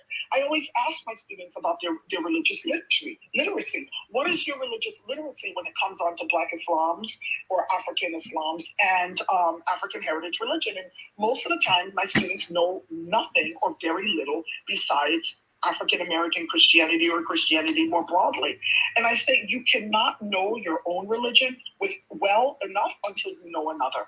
You should at least be competent in another religious tradition. You'll understand your own so much better in doing that. And so the other thing I want to point out here is we have been so alienated from the spirituality of our African ancestors, whether they are on the continent or in the diaspora, that we often forget that our ancestors during the slave period in this country and the Caribbean and the wider Americans, I'm thinking about the Muslim slave revolts of Brazil, the 1820s, that were so powerful and so exhaustive and incredibly destabilizing. I'm thinking of the African heritage kinds of slave revolts rooted in obeah, the power of obeah, which is a very elusive and kind of expensive kind of spiritual system and network and orientation that was very prominent in the Caribbean, or the conjure work. When we think of someone like Denmark VC, who went to the obeah practitioners. A lot of people don't know that there were obeah practitioners in the United States as well, but there were. Went to the conjurers and said, look, we got to get this done. Our ancestors, even those, and Denmark VC was a part of the Methodist, the African Methodist Episcopal Church. Morris Brown University is named after one of the leaders who was involved in the planning, Morris Brown, of that rebellion. It was unfortunately because they were sold out by somebody. It was unfortunately halted before it could happen. But this is South Carolina, 1822, South Carolina. The Haitian revolt was so inspiring to people of African descent throughout the world of slavery that we had so many revolts and plots to rebel coming after the Haitian revolt. Denmark VC, they were not going to launch anything without a conjuring person. They were what I call poly-religious, our ancestors during slavery. They didn't have the kind of anxieties we have about you have to be Christian or you have to be Muslim and this is the true faith and the real. They didn't have those anxieties. They were like, bring yourself and your spirituality to the revolt. We need all of it. They were cooperating across religion. So they were much more multi-religious. I call them poly-religious, picking up on Michael Goldman's concept of polycultural. They were much more poly-religious than we were, and they were much more rooted in their African spiritual heritages than we were. We just haven't done the clear research to understand it and know how to translate it to the wider public. So I wanted to at least say that, to realize that when we became so bent on this fundamentalism, that was with the rise of American fundamentalism in the early 1900s, when the white people were concerned about secularism and science and creation versus evolution. Those were their concerns. As Benjamin Elijah Mays, sociologist, mentor to Martin Luther King Jr., said, the reason white people give up on any kind of faith is because they're wrestling with science. For Black people, we're wrestling with suffering. It's what we call the question of theodicy. When you see Black atheism, it's because they don't see enough evidence that God is really coming through for them. It's because of wrestling with suffering and giving up on this idea that there really is a good God out there who is watching out for us, who is really willing our liberation. Benjamin Elijah Mays said that that's our issue when we see atheism. And so, my point is, when I think about the work of Anthony Penn, who in many respects would call himself a Black humanist, he believes that we get the work done. There is no God out there that gets it done. I still teach his work. He came out of the theological, lineage in terms of his training. I still teach his work because I think we all need to be at the table. That's right. We all need to understand that we have different kind of skills and benefits and insights that we can bring to a conversation. And just because somebody has decided, I don't know if there's a God, or I just don't believe there's a God, for whatever reason, that doesn't mean that person doesn't have something to bring the community to the table. Absolutely.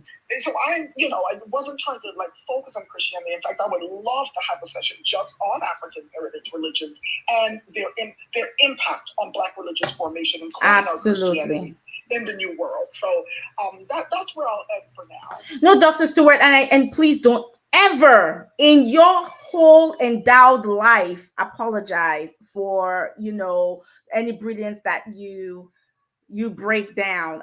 No, we're just having a conversation, and I'm just acknowledging because it's what it is.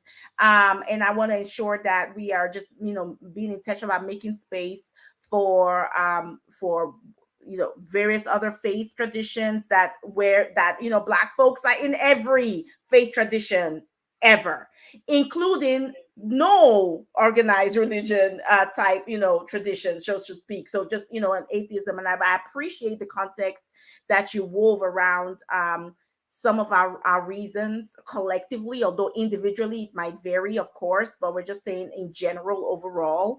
I love that, and I want to learn more about that. When you see white folks struggling with atheism, it's a struggle with science, and when you see Black folks, atheists struggle with suffering, and that's fascinating. And there's a whole doctrine around suffering, and that just opens so many conversations. Since I just need to visit with you, and we just need to spend a weekend together or a week and just talk from the beginning to the end, because every conversation is 12 conversations, and it's just so rich and beautiful. But because we're not together, just you and I, in our own space, drinking tea and biscuits and just growing each other's presence. We are right now sharing space with all our other brothers and sisters and siblings. And so I want to make space for folks. I want to go to Brother Antoine real quick, and then Sister Ada's hands is up. We want to hear from her. I want to also quickly acknowledge two amazing brothers, Brother Bobby Moderna, who's amazing and wonderful. Thank you for being here. And my cousin, who I miss so much, but I'm giving him space because he's weird like that. And that's Cousin Karanja. And Cousin Karanja was with us when we first started this space, Amart. Like now, I think it's a cousin, what? It's a year or so ago. And it's amazing. He's a White House correspondent, he's a journalist at large, he's a language expert, and just this amazing Pan African brother who is just indescribably amazing. And then he just decided to do his own thing, man, and left his cousin in the lurch. And I was brokenhearted for like 2 months, and then I'm still healing. But I'm so glad you're in this space, brother. And I hope that you can come up to speak.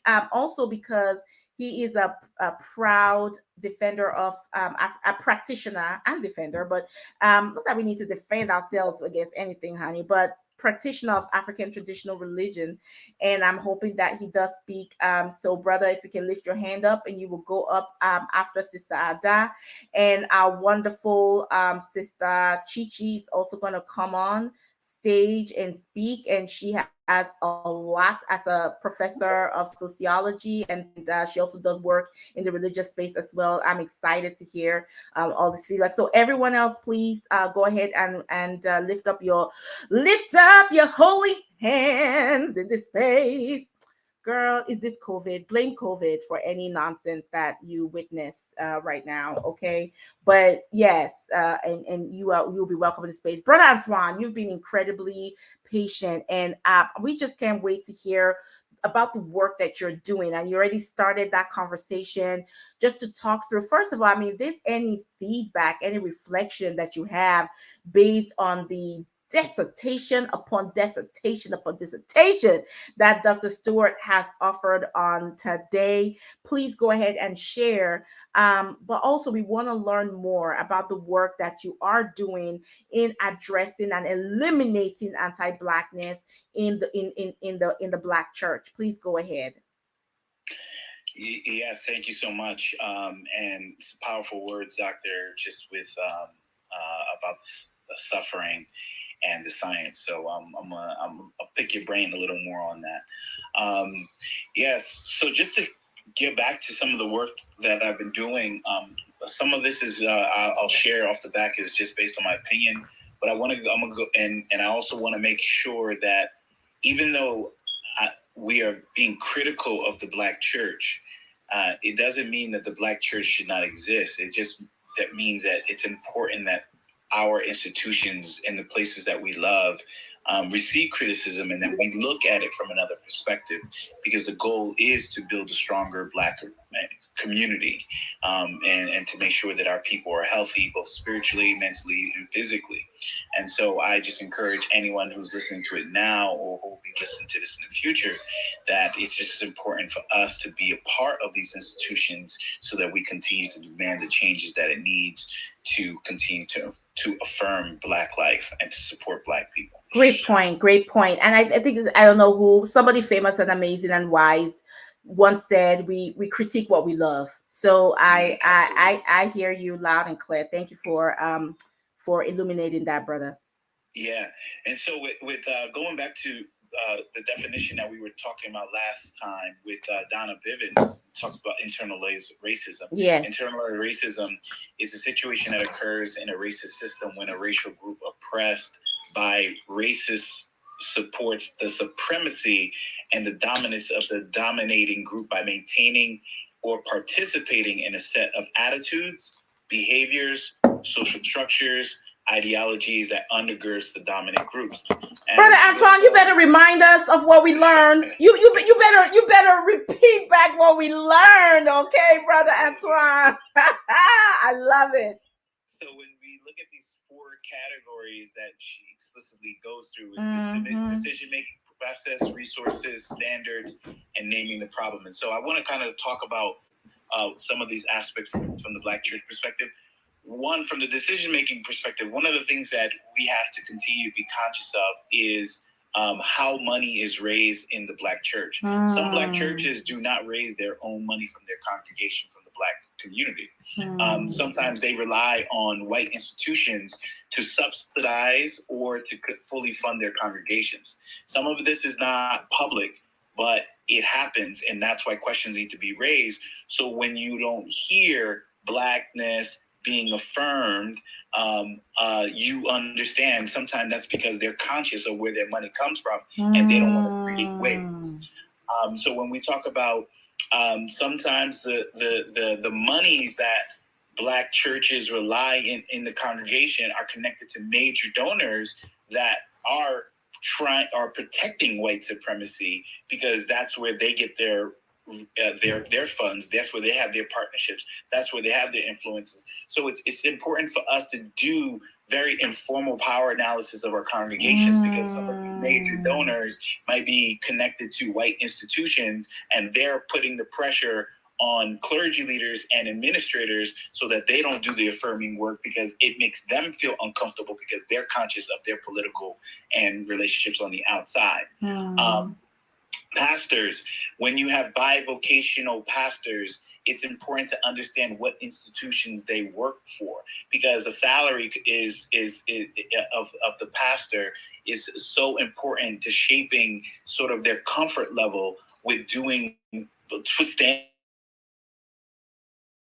The reality, you stand with Black people, it's a revolutionary act. And so when you have a pastor who's working for an institution, who's thinking about their livelihood, thinking about their children, and again, I want to also make this very clear that not all people who work for these institutions have this mindset, but I just think it's important that we understand the importance of clergy leaders who are leaving denominations and have that hesitancy that comes in.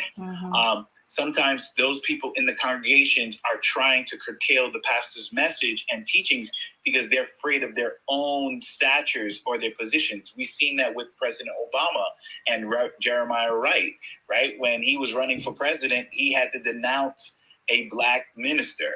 And so these are things that take place that we have to constantly be, and we saw Reverend Wright push against them. And so that tension is there. But when it comes down to the resources, Black churches that only want to help everyone, that is problematic. Sometimes you have Black churches that won't help unless it's helping everyone. That is problematic. It's not even rooted in from a theological perspective. It doesn't make any sense, because the Bible talks about the least of these. So it's not about everyone. There are just very specific people that Jesus Christ talked about that need more help than others, that we should be giving more attention than others.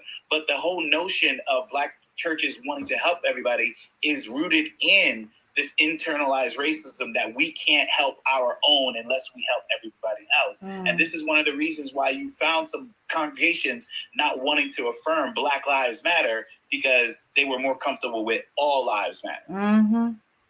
And so this hesitancy of programs, and this is why you don't see the vast majority of some churches who are calling for reparations, because they are nervous that it doesn't help everybody, right? And so this is still an internalized racism, right? So when you see that not wanting to encourage government assistance, right? Not wanting people to seem like they're getting handouts, right?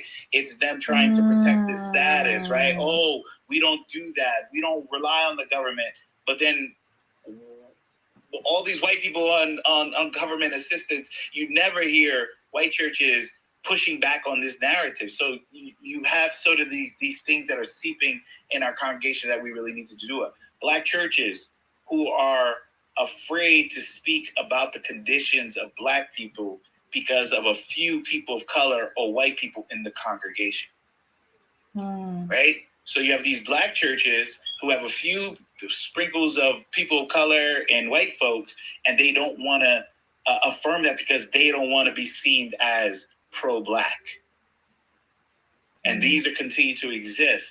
And however, white churches, part of my friends, but they don't give a damn about seeming pro-white. That is not their concern. And for us, when we look at data, right, it's telling us that we're just not trying to be pro-black. We're talking about black people who are under this a constant struggle in America that we have to speak to theirs. So when it comes down to the standards, we'll see. Sometimes people say, well, we wear our Sunday's best. But is the Sunday's best really rooted in you feeling good and looking good?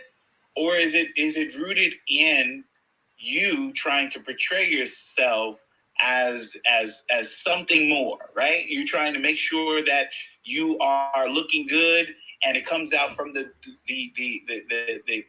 whole notion that black people, we have to kind of compensate, right? And so I always say that there's nothing wrong with looking good, but then what is behind you trying to look good? And then do you alienate people who, quote unquote, don't have their Sunday's best? Right? Do you disparage those who come in jeans and shirts? Right? Is your church the one that doesn't want the black person who is homeless to come in there in the congregation? And so we still have these systems in our congregation that alienate people, because if you don't meet this certain category, then you're not part, and it continues to split the black community. In the naming of the problem, churches that only focus on the individual and not the systems all day long. Pick up your pants, and if you're speaking right, and if you do this right, respectability politics, respectability, exactly, because that is the fear of us naming the problem as the system. So we focus on the individual, because you'll never get pushback for beating down a black person for not doing something as an individual, right? Churches that talk about they don't get political as it relates to the suffering of black people. But then when you look at the code enforcement of the building, the roofs that they have to put on, the floors and the cement that they have to put on the roof, all that requires them to be political. But then they don't want to get political in the church as it relates to black people suffering. The tax benefits. Absolutely. So they're picking and choosing what they want to be political on, while saying this church doesn't get political. The churches are still justifying the black suffering by the curse of hand, or the reverse punishment of Egypt. Oh, now this is, what would happen in Egypt. Now we're doing it now, right? You'll hear that the refusal of black people to repent for their sins. That is always in nature. You'll hear it, that it's sort of portraying that black people are inherently evil, right? This our bad lifestyles, our music, our cultures, our traditions, our practices. Sometimes you'll see this demonization. My family's from Haiti. You'll hear that this demonization of the Revolutionary War, and this connection and demonizing our traditions and our African practices. And brother Antoine, not to cut you, but I was literally about to say that. And when Sister Diane was talking about the use of obeah in a lot of our revolutionary and the slave revolts, etc. Till today, I have a cousin who I look up to in other areas, but not in this one, clearly. I remember we were talking about after when Haiti had the earthquake, right? And I was talking about with him, and just like, oh my God, Commissioner, what can we do, and all that. And he told back to me, well, I don't know, this maybe they deserve it, because after all, they wrote a contract with the devil. They made a contract with the devil. So you are so right around. I need to learn more about Egypt. I didn't know about the Egypt piece, but I hope that you someone please go ahead and share that resource so that we can share, we can know about that. But I'm very familiar with Haiti because I have heard it time and time again. around, how Haiti deserves everything it's come, it has. When there is a war in any African country, there's any struggling, the famine, Nigeria, Biafra, okay, civil war, and the list goes on. Well, it's because of all these devils we are worshiping now, all these demons. So we deserve it. So oh my, I'm getting PTSD just listening. Yes, Dr. Stewart, go ahead, go ahead. Very, very quickly. I usually don't do this, but I do want to just note when the earthquake happened, I wrote something in Religion Dispatches that I would like to share. How can I do that? Should I send you the link? Yes, send me the link, and I'm gonna put it on the dashboard. Yes, that would be great because it really pushes back against this. I mean, I don't know about any pact with the devil. What is that? Yeah, apparently we've all made pacts with the devil throughout the diaspora, and that's why we are in the position we are in as Black people. Since most of us are professed Christians, and that's true, most Black people today are professed Christians. Mm-hmm. Why haven't things changed for us? Exactly. And why is it that right, and people are and don't practice indigenous African religions, right? Why is it that nothing is changing for them? Some of the poorest Black people I know, some of the most suffering Black people I know, are some of the most religious Christians. Absolutely. It doesn't make sense, and I don't think it's supposed to. But I didn't mean to cut you off, brother. I was just so moved because it's very emotional for me. I totally understand. And I would add to that, I think that the internalized racism is right now, Ukraine and Russia is at war. You never hear white on white crime, right? You'll never hear about these European countries who are going through famine ever be depicted as serving the devil or evil spirits or something from the past. It's only as it relates to Black people. Mm-hmm. And so that we need to constantly push back on that. And to come back to the conversation that I was saying is, the churches that constantly talk about the need to address Black on Black crime, right? The lack of education, the lack of STEM education, the lack of coders in our communities, the lack of bad ethics and our laziness, right? So it's they're trying to name everything but the actual solution, the actual problems that are kind of pushing us to the edge. And so one of the things that we talk about is internalized racism is we don't say the names, right? You'll never hear Black churches, collectively talk about who are the white supremacist theologians, right? Like Jesus called folks by name, and we are afraid to call these white supremacist theologians that currently, I'm not just talking about the ones from the past, currently by name. Who are the white supremacist biblical biblical studies professors? Who are the white supremacist historians? Who are the denominations that were birthed out of white supremacy, right? And so for me, part of these things that I did is I know that we always say in church that when you talk about the problems and you have to come up with the solutions, and right, you have to bring the people back up. And one of the things that I was able to develop is a couple of points that I think that we all should be doing, because we talk about internalized racism, but as I said, one of the things that we talk about is that I've been interested is the effects, the internalizing, the inferiority complex that happens in the church. And so number one is Black churches need to be clear that white supremacy is a war on Black people. Right. And the more we talk about it, and there's and some of my reference points, I could send it to you, but there's a psychologist who talks about when you don't talk to your children and you don't talk to people about racism, when children have their first experience with racism, they have traumatic experiences at times. And so the more you talk to them about it, when they experience it, it's less traumatic. And so I think for our people, we like to be hopeful and bubbly people, but But then at the same time, when we don't talk about this war that's happening on our people, we don't help our people prepare for what's about to take place. When you look at Ukraine, for prime example, they told the people, war is coming. Bombs will be getting. Get yourself ready. You can leave, you can stay, you can prepare yourself, at least to get the people mentally ready. And we need to be doing that as a collective body. Number two, getting our people back to the invincible church. One of the most powerful churches in American history was the invincible church that was taking place during the time of the enslavement of our people. It was a time of practicing our religious practices unapologetically. It was a time of distinguishing ourselves from the white church that sold their souls out.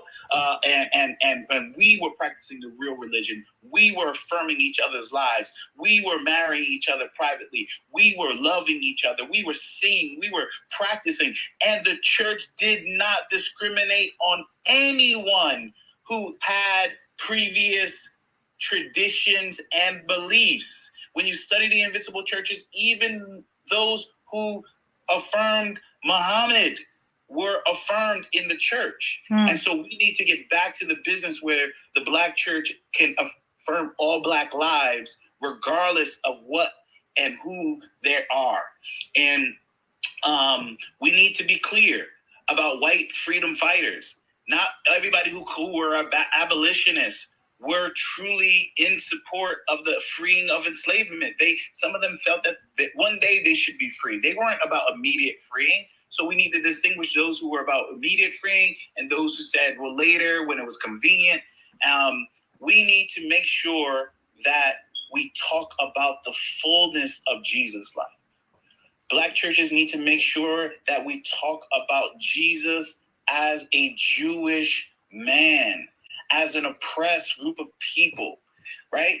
As a Black person, right? Who lived in in the state of the Roman Empire and was persecuted and murdered by the state. We can't allow Jesus to be watered down. We need to inform Christians of their historical right to fight. I always talk about the Christian Reformation. There was a peasant war. It was Christians gathering together to say, no longer are we going to be oppressed. No longer are we going to be extracted. And we have the right and the full dignity to defend ourselves against the system, right? The church has the power to develop psychological teams. Our people are struggling under psychological trauma, and we need to invest it in our churches. And we need to partner with groups, and we need to partner with individuals, because our people need these things. We need to make sure that the church, by giving a person a title, when you have somebody who's not affirmed in real world, they're walking around and they're not even giving a single a sense of dignity. When they come into the church and the church gives them a title, it boosts their morale. It boosts their ability to see themselves in another way. That's why you have some of these leaders they call themselves deacons outside the church, minister outside the church, prophetess outside the church, elder outside the church, because it is a form of dignity, and that's the power that the church has. I think that we should not only be focusing on PTSD, but we have to remember that there's no post. Our people are currently in the situation, right? And so there's a combat and operation stress control training that the military does, and I think that most of our congregations should be trained in that. Teaching Black liberation theology and women's theology is so important. Gracing the theology of acceptance, that means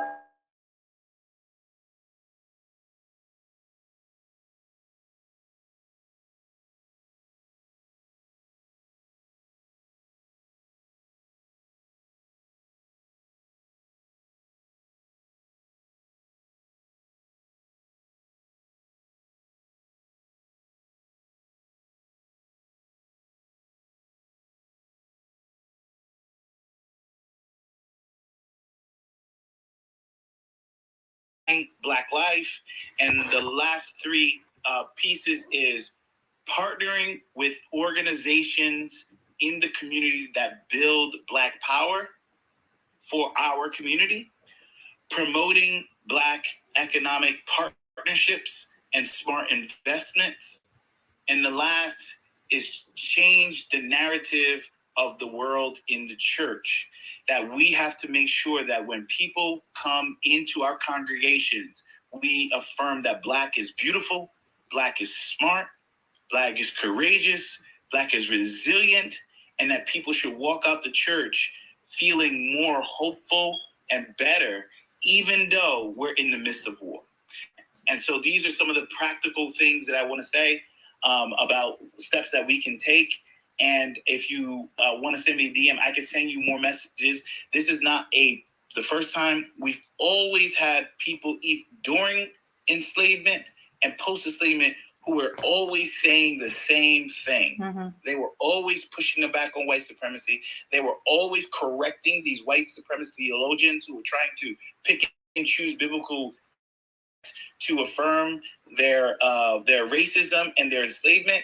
And you had scholars who were enslaved, who were pushing back on them and telling them they were teaching wrong information. And our people have fell victim to people who speak well, who can articulate the text, who wear the right suits, but they're spewing lies about our people. We need to be patient with our people who've embraced these messages, and we need to educate them and love them and help them understand that some of these congregations they belong to are not really in the Jesus business, but really in the business of white supremacy, upholding that white supremacist institution. Wow. Listen, I'm going to need you, Brother Antoine, to compile that list in some kind of a document or some kind of Canva or something, so that we can disseminate that. I mean, I couldn't write fast enough. You said, well, while we're waiting on the book, because we're going to get the book on pre-order, okay? But while we're waiting on that book, you get that, just that 1, 2, 3, 4, 5, 6, I think it was like 10, just like a list right there going, that we can, to start whetting the appetite. That will be amazing. But I appreciate that so much. And I just want to lift up, before we go to our first speaker, Sister Ada Bamboo, who has been incredibly patient, and all the speakers, thank you so much for being patient. Cousin Karanja, Sister Chi, I'm trying to get you up, but I'm having difficulty getting you up, so hopefully we can get that resolved. Just want to lift up that our wonderful sister, Dr. the endowed doc herself, the endowed chair, has a fantastic book. I've put that in the thread for the space. I also tweeted it up, and it should be on the dashboard as well. Obeah, Orisha, and Religious Identity in Trinidad, Volume 2, Africana Nations and the Power of Black Sacred Imagination. Isn't that amazing? Doesn't that give you goosebumps? Africana Nations and the Power of Black Sacred Imagination. I mean, that's just more than enough for me there. So you want to get this book, is my point, okay? And she is just a fantastic writer as well. And this, even though there's a location in Trinidad, you can see how this applies across the diaspora. So Obeah, Orisha, and Religious Identity in Trinidad, Volume 2, Orisha, Africana Nations and the Power of Black Sacred Imagination. Sister Ada, the floor is finally yours. Go ahead and blow us away with your brilliance. Thank you so much for being here. Welcome. Thank you, my sister. My sister has we have a very good connection, from one reason, that is what is healing her. Thanks for being here. Yes. I really appreciate everybody. We have a jollof rice competition. I always talk about it. And then, today there is a jollof rice competition in Los Angeles today. Oh, get away. I'm flying there now. Let me just be buying my tickets while you're talking. And I'm just gonna do that in another way. That's fine. My name is Adrienne. Is Ada Bamboo. Bamboo is my traditional name from Senegal. I'm from Senegal, West Africa, and I am from a nation named the Lebu Nation. That came from Egypt in the 11th century. Meaning, if we speak Wolof, my native language, I have a lot of words or Egyptian words in it. And our tradition is a matriarchal society. I'm so happy to be a woman in my tradition because today I can find, well, I have a revelation when I was 5. I'm a midwife. I did anesthesiology, child development, everything about health and mental health. And I travel. I was lucky when I was a child to read a lot of books, left-handed, and I travel in all the country I want to go, meaning East Africa, Ethiopia, Rwanda, Burundi, South Sudan, Kenya, all these countries that are, yes, where we found our roots, definitely, because I know by doing my DNA where I came from and where we went when we have been, because I studied. I see 2 brothers here. Bonjour, Monsieur Antoine, Monsieur Archange, et mon ami, un autre frère que je vois ici, qui est Monsieur Akade. We speak French. I speak 7 languages. I'm lucky enough to do that. And I went also to the Caribbean island, Nicaragua, Honduras, to see our culture. Meaning what you are saying, what we are talking about religion, in my tradition can be, because I have the revelation to be a healer. I was 5. I can be a traditional healer. That's what it is. When I go back to Senegal, I will be internalized by all the women who will teach me how to do more, because even here I can have vision and traditional things and I can heal. I know what my great-grandma told me and my mom, even if I'm a medical professional. And when we talk about religion here in the United States, when they say Jesus said, I say, wait a minute. When they start with the Jesus said, you say, wait a minute. Who are you talking about, Yeshua or Christ? Because we have different holy people from Egypt who are representing us, and we still have that culture in West Africa, right? Meaning the Jesus that people are representing here in the United States and European that was snatched from the ancient Egypt is not the one that I believe today, right? Even if I was raised as a Roman Catholic, in Senegal, we still follow our traditional faith in my native language or my ancestry. What we have specific in Senegal, we have Muslim and Christian. 90% of Muslim, we don't fight because we know also how to use our traditions. And then Nigeria, I am a person of Nigeria, I will show you by DNA. But also knowing that whatever we teach to our kids is absolutely important. I place a lot of information. I went to Tanzania, Zanzibar 5 times. We talk about the slave trade that was 1,300 years with the Arab. We never talk about it at school. We never talk about it in other countries. And we never talk about the connection that we have with the Garifuna in Latin America, with the Tainos, and with the Maroon. Meaning my role here, I'm not going to teach you more. What I'm doing here in the United States is to connect with all this ancestry, all the people coming from our continent, specifically West Africa, coming to the Caribbean, and see how we, what is the connection we have spiritually with the food, the education, and what we invent. Specifically, I'm from Goree Island, the door of no return. If people know the place, I grew up there. A lot of things that we know about our ancestry, about our religion, are definitely, what we know here, are definitely coming from the culture and what the descendant of the people who have been snatched, kidnapped, and incarcerated in the America and all the Caribbean from north to south were taken from Africa to bring them here. That's why I feel so good when I do things with the Garifuna people, because I feel home. When I went to Honduras, they start dancing, I jump in the middle of the circle, right? Because it was the same that I know. Meaning, talking about religion is important. Teaching to our kids is important. I'm going to be fast because I cannot say everything that I want to say. But what we do, what you're doing today, doctor, is very important. And very important to position ourselves, no matter what the heat is, to tell to the people the truth and answer. Because for long, we were just keeping silence. We just shut our mouth. We didn't want to talk about it. Our religion was showing us something wrong. We didn't do anything wrong. We invent it. We have it, and people turn it into negative process for us to be ashamed when we shouldn't be. Meaning, I post some picture of people. We have the brainwashed people who want to be white, long hairs, etc. We have to just sit, decide what we want to do. Myself, I do a process of forgiveness, healing, and reconciliation using the water and things for people to sit together and discuss it with people of African descent all over the places. And I think that the work has just started with your message today, with all the people who talk. And I want to thank you for that. Merci beaucoup, Haché. Merci, Monsieur Archange. On se reparlera. Sorry, I speak French to Mr. Archange. I don't even know if he speaks French, but I'm just saying that. Vous parlez créole? Okay. Okay, vous parlez créole. Well, I'm working with also the Haitian community here in Los Angeles that I met maybe every week, meaning we talk about that. Thank you very much for everything. Talk to you later. If you want to know more, just connect with me. We can have a conversation. And no matter what, we can do the Jollof Rice tour. Thank you, sis.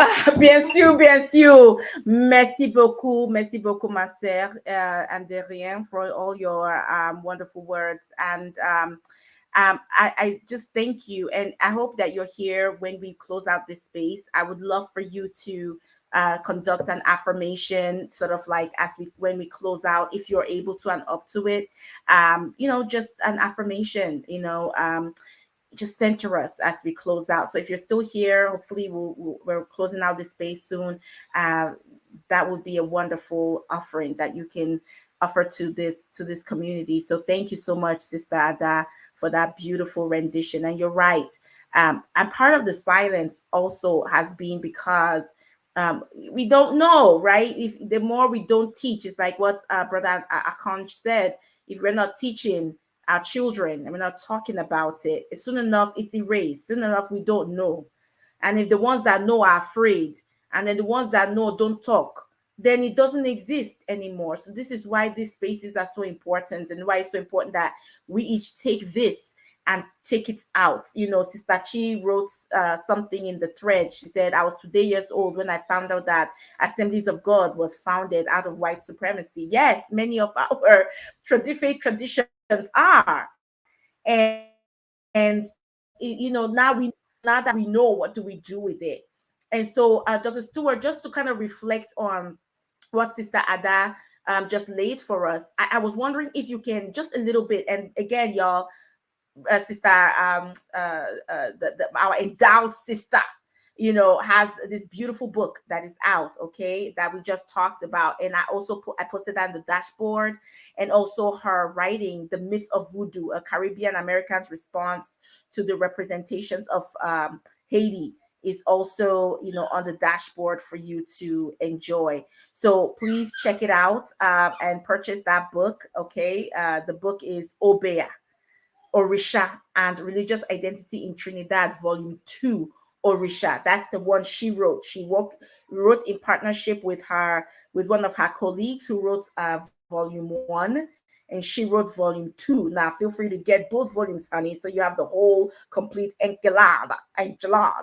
But hers is specifically Volume 2 for you to know about and to get. But I'm wondering, Dr. Stewart and Sister Ada has outlined this beautiful piece, and I'm just wondering, like, the story as we look at it through the lens of the diaspora, is it that we all need to get back to our African religious roots and seek a way, just as you were referencing, to thread it into whatever our contemporary religious understandings or practices are?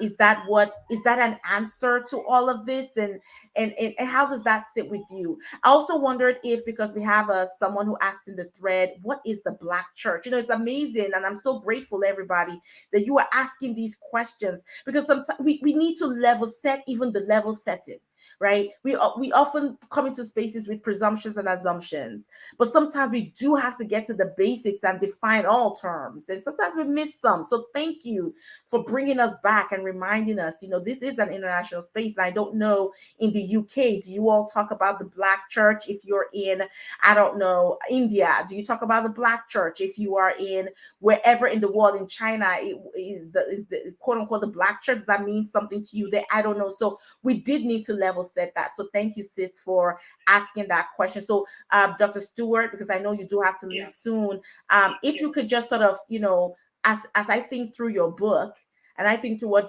Sister Ada is talking about and drawing a through line throughout the diaspora, she's talking about all these beautiful, she's been everywhere. And what does that look like in terms of our African traditional religion? But as you do that, if you could kindly define the Black church for folks who need that level setting. Yes. Okay, so two things I have written a response saying thank you for these comments, Sister Ada. I don't think I put Ada, but it, as she spoke, she reminded me so much of the indomitable Dr. Sheila Walker, who does a lot of things with the UN. If you don't know her, just look up Sheila Walker. She was responsible for instituting, I believe she was one of the persons, the African diaspora requirement at Spelman College, and she's been an independent scholar for years, but she is brilliant, amazing, and if Dr. or Sister Ada doesn't know her, she needs to know her, because they're doing the same thing, the exact same thing. She is awesome, and she has a wonderful film on Faces of My People. She goes throughout the entire diaspora. I've been with the Garifuna in Nicaragua. I've been with the blacks, Black descendants in Bluefields in Guatemala as well. So I know what Sister Ada is talking about. It's noble work. It's important work. So thank you for that. The Black church is officially an academic concept. It is not really a popular concept. It started out as the Negro church. And why? Because of racism and racial segregation.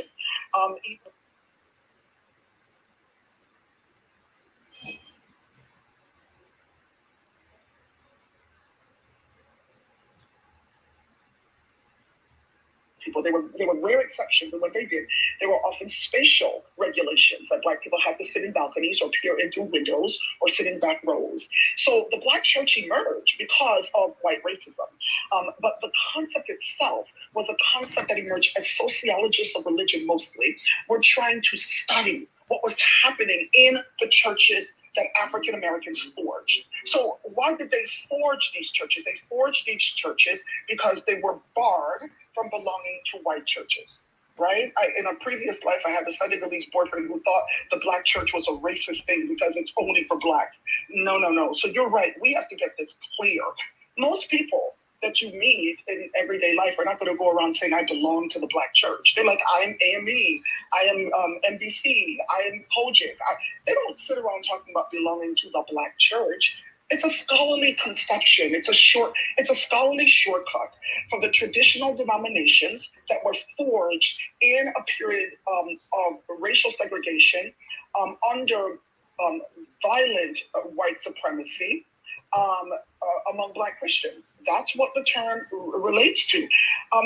Academically, we often refer also to the Black church as those denominations that might be white, but that have heavy Black congregations. For example, I grew up in the United Methodist Church, and my congregation was pretty much almost 100% Black. So those are included. It's a concept that scholars use to try to understand and study the religious cultures and practices of Black churches. That's what they do. Does that help, Dr. Farrell? That was 1,000,000%. Thank you. That was money. Thank you so much. Okay. And so second, yes, I think what you mentioned is a starting point. I mean, I've never been to a Thai restaurant or an Asian restaurant and not seen the beautiful water fountains with the Buddha, with the statues of the Buddha dedicated out there. They can put on a suit and come to the meeting, but they are not giving up their Shintoism in Japan. They are going to go to their ancestral altars and do what they need to do before they get to that meeting. That's what we lack. We lost confidence in our own spirituality. We lost confidence in our heritage. We can never be a winning people when you lose confidence in your own ancestors. You begin to say that your ancestral names are evil names because they connect to a spirituality.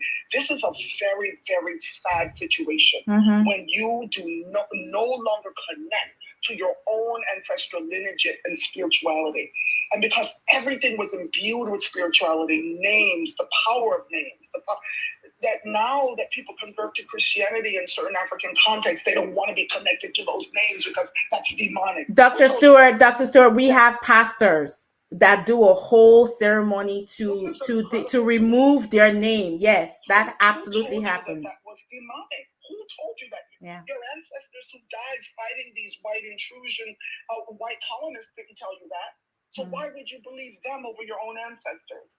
I mean, it's unbelievable. So, yeah, I think that's a good place to start, quite frankly. But let me say this. You know, the late Cameroonian theologian, I hate to say it, but shout out to the Cameroonians. I just love their theologians and philosophers. Oh, shout out to the Cameroonians too. Yes, she. Is just brilliant. He says, you know, like in Christianity, you come into the world like with this sin, this taint on you that you have to kind of try to remove. He said in African religions, you come into the world with a debt to pay, and that debt is the transmission of humanity to the next generation. That's your job. That is your role. That's what you're here to do. And when you transmit humanity to the next generation, you have paid your ticket, so to speak. You have to open the door to ancestorhood, right? And I there's something about that. There's something about the language of violation and reparation and healing that I prefer. Dr. Wande Bimbala says, you know, conflict is the order of the day. Peace is not spread out to you like a mat. You must work to achieve peace. There's something about that way of being, a way of being that says the ants and the leaves and the stones and the breeze, they are my people too. I'm related to these people. There's something about that way of being that is very endemic to African religious traditions and other indigenous religions that I think we need. I think the world needs it. I think we as African descended people need it. And say this, I'm not saying that African indigenous religions are perfect. I'm not saying that people should go and start practicing them or what have you. I'm saying that we should not be disconnected from our ancestors. We should not be disconnected from our spiritual heritages. That's what I'm saying. And so what you recommended, that through whatever religion people practice, that at least people connect with their ancestors, I think is a great starting point. With their spiritual heritage, that is a great starting point. I was trying to look for a quick quote from Bishop Desmond Tutu that I used in my book. And let me say this, Opioid Racial Religious Identity in Trinidad, that book is it's about the wider diaspora. I've said before, what I loved about the research is discovering that Trinidad is one of the most open windows to the wider diaspora. We are talking in those 2 volumes about North America. We're talking about other parts of the Caribbean. It's about Trinidad, but it's about all of us. Right. It's about all of us. So don't think that you're only going to be learning about Trinidad in that book. If I would like to bring this quotation to you, if I can find it quickly, because I think Bishop Desmond Tutu is saying something very important here that I would love to leave the audiences with. Let me get it for you really quickly. Is there something you can say, Pastor? Oh, yeah, sure. Absolutely. We can move on to our next speaker. It sounds like Brother Antoine has something quickly to say, and then we're going to move on to Brother Karanja and then Sister Chi to close us out. Go ahead, Brother Antoine. Yeah, really quickly, I think one of the ways that we have to push back is on the narrative of our traditions being rooted in the devil, especially from a Christian standpoint. So when somebody talks about the revolution, they gave their souls to God. I bring up the biblical scripture that Jesus talks about. He says, can Satan's kingdom be divided? Can Satan cast out Satan? And the answer is no. So people don't realize when they say that the revolution of Haiti or some of our practices are evil. So for me, my question to them is, so the raping and the murder and the killing of Haitian people during the subjugation, the colonialism, the enslavement was good? Because Satan can't divide Satan. Satan can't work. So if the Haitian people fought for their freedom against this system, it can't be Satan fighting against Satan according to our scriptures. And so I'm forcing them to see how their own logic and how their own biblical understanding, it doesn't make sense. And what they've been conditioned is to pretty much view anything that Black people do as evil. Same thing with Nat Turner's rebellion, right? Is Nat Turner's is the rebellions the evil work? And if they say yeah, then that means that whether they realize it or not, they're trying to say that enslavement was part of God's work, and that is the conditioning that we have to combat.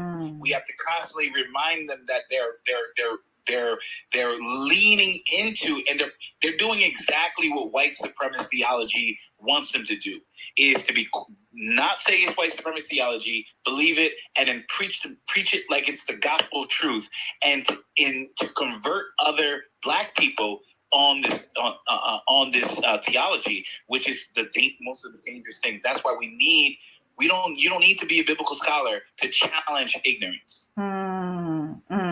Constructed and manufactured ignorance. Thank you, Brother Antoine. I mean, that was deep right there. Can a house be divided against itself? Can Satan, oppose Satan? I think that was really interesting. And what you're bringing up there is what is often the issue, right?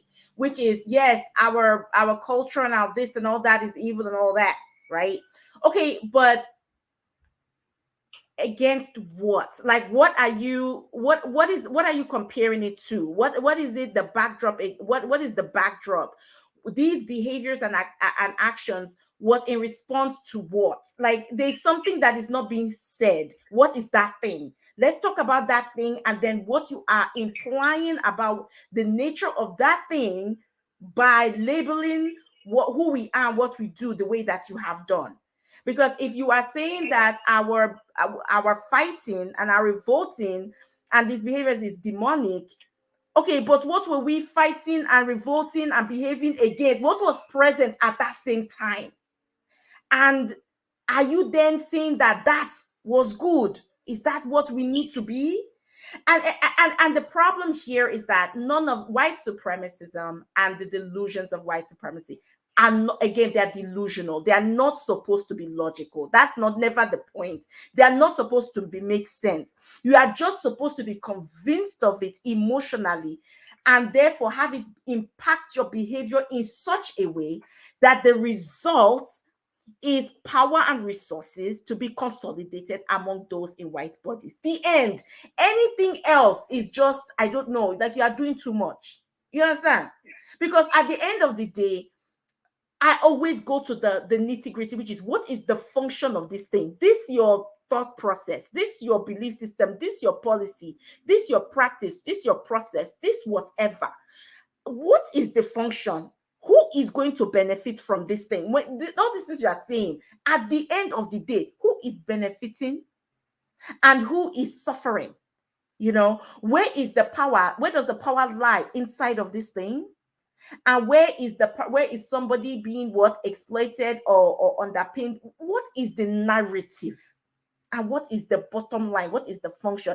And if the function at the end of the day still goes back to saying that we are less than and they are more, then, my dear, there's a problem. So I appreciate that approach. Dr. Stewart, did you find what you were looking for? I did. This is on page 217 of my volume 2 of Obia Orisha and Religious Identity in Trinidad.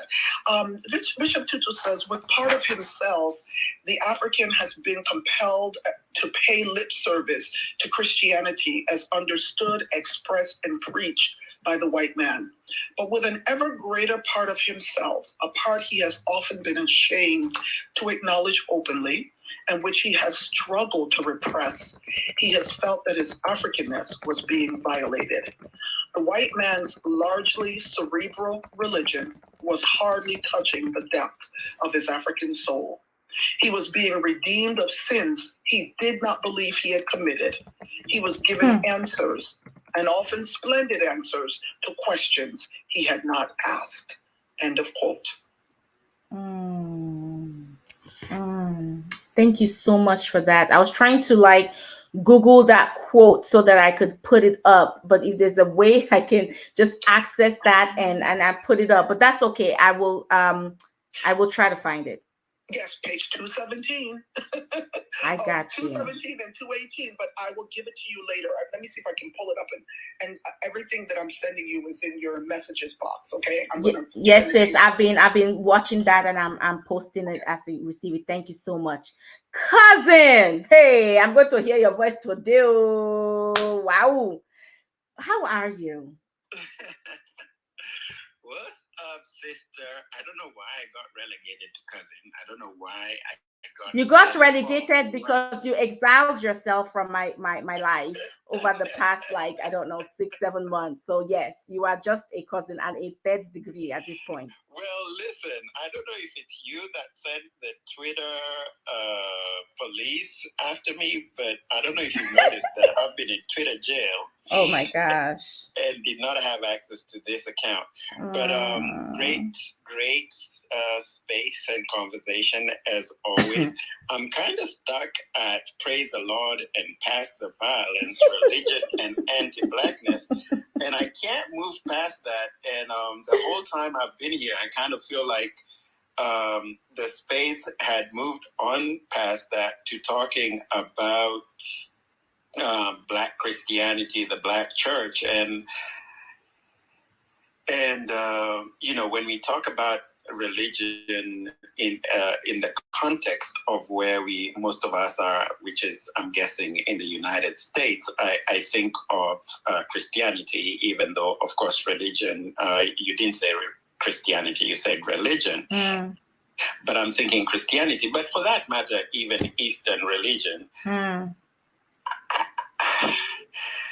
I'm struggling here. I know we don't apologize for anything here, right? Cousin.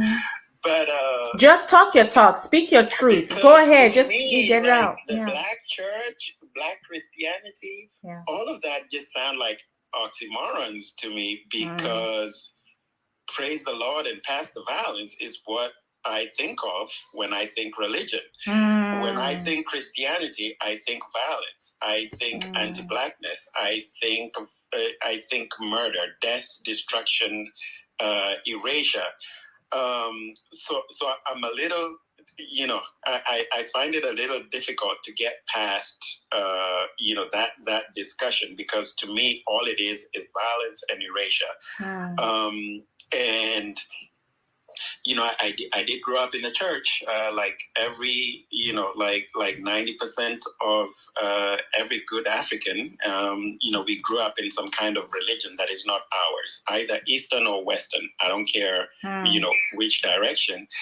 And I feel very fortunate that I have freed myself from those shackles, and I have gone back to explore the practices of my forefathers, and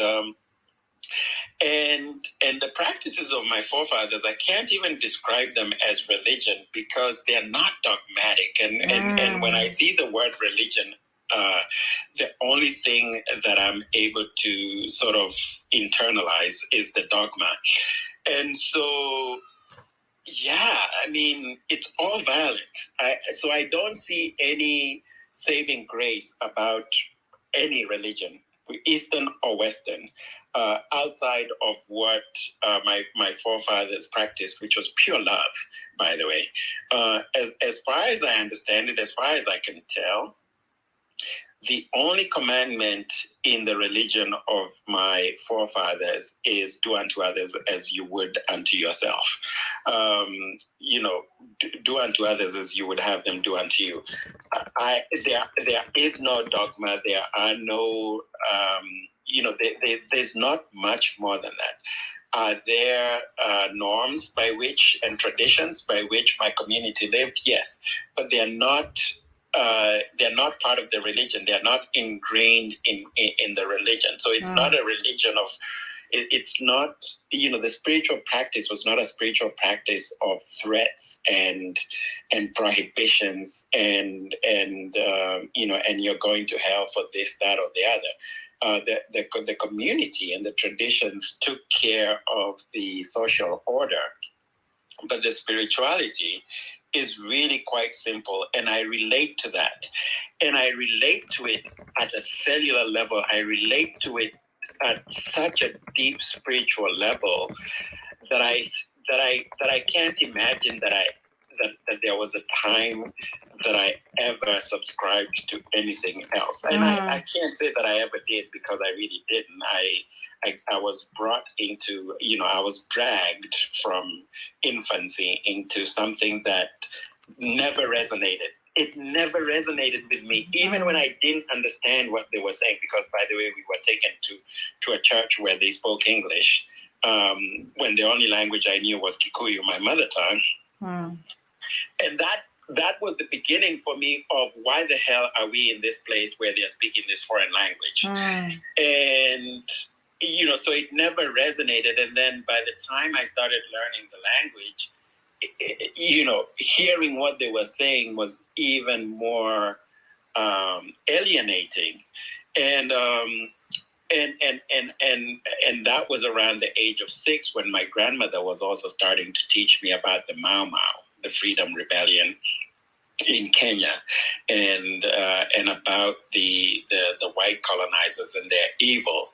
And it was impossible for me, even at age 5 and 6, to separate those that came with that religion and with that violence from anything else that they were saying or doing. I've never subscribed to their impeccable words. I've always, to me, they're despicable acts have been here. And again, bless my grandmother's soul, I bless her heart, her soul. I invoke her every morning in my meditation,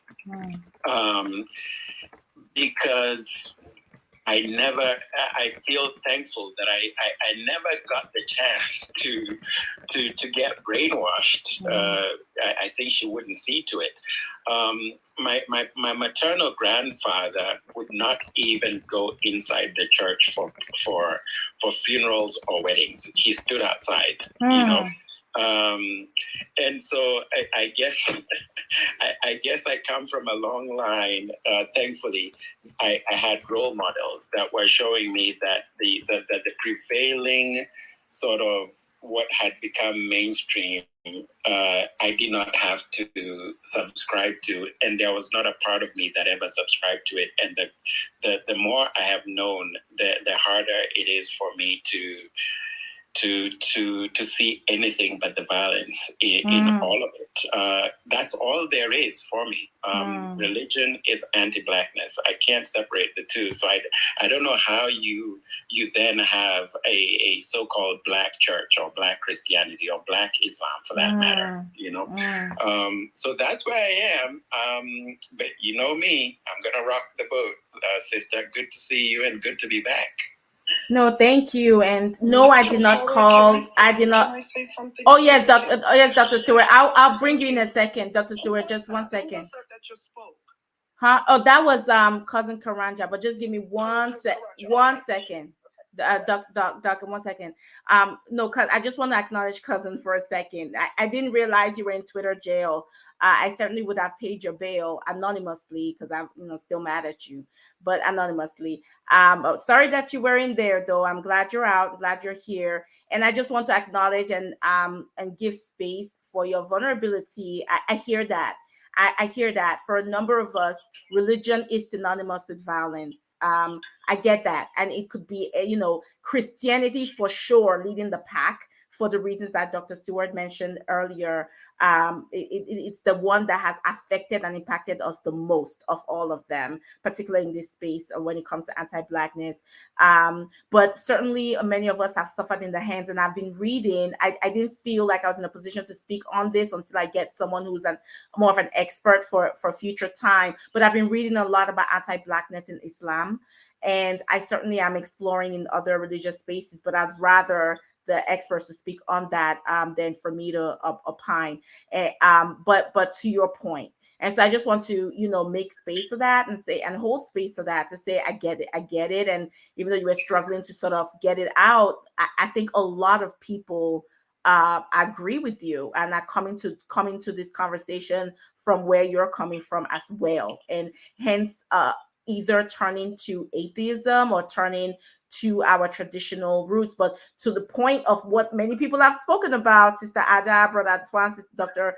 Stewart, that because a lot, these traditions are getting lost, but by intention and design, a lot of us don't even have those indigenous roots, traditions to lean on, so we just go to nothing, or just separate ourselves from the whole discussion, aka whatever version of or form of atheism that we may ascribe to. So I want to hold space for that. And Dr. Stewart, you would know more, very please. briefly. First, I just want to thank Brother Karanja for being here and for contributing to the conversation. I think it was such an important testimony that I think you need to have, and I even have a space on whatever that other place is that you all know about, that Clubhouse, where I think we need to have a conversation just about this, because first of all, and my good friend Paulina China, I remember being in graduate school, and she said, the Mama House saved us from these Christians, okay? And the more I've learned about what happened over there, and especially if we understand colonialism in Africa, that did come at times with really forms of slavery. I mean, you might as well call it that. We can understand. I just wanted to say that it's so rare that we hear someone like him, and it's really important. And maybe it is time to have a session on who are the experts in these traditions. Bring them on and let people know where they are. Let people know how they can begin to connect in with their African heritage religions. Why not? I mean, I'm sure that some people would love to come and be a part of something like this and share their spirituality and organize it, because as a theologically trained scholar, a lot of times, people will resist and reject, and they'll start naming all these practices that have nothing to do with African heritage religions, killing albinos and sleeping with virgins and doing all this crazy stuff. And I'm like, people do those things under the cover of night because they're not sanctioned practices. I mean, religion is not afraid to be in the open, right? Certainly there might be some rituals or something that might take place at different times, depending on where the sun is or whatever. But by and large, you can't hang a shingle up saying, come to me, I kill albinos to make powerful medicine. That's not religion. That's violation of African living, African norms, African spirituality. So why not bring those experts? I can help you with a couple if you would like. Bring those experts and let people engage them. Let people have an opportunity to talk to them. But I just wanted to say, I was just saying, nodding my head, shaking my head to everything he said. It was just a very, very powerful testimony. And I think it's time to shine more light on these traditions, because most people don't know what they are about. Right. They don't know what they are. They think it's just all these unsanctioned, crazy, evil practices, and they're not. Yes. So I just wanted to mention that. No, thank you so much. I appreciate you affirming that. And yes, let's part 2 of our collaboration and pull in cousin Karanja if he's game. Let's put something together. I would love to be part of that conversation and to bring on these experts, and I'm glad some of them. Let's have these conversations. We need that's a series of its own, as you rightfully say. Let's do it.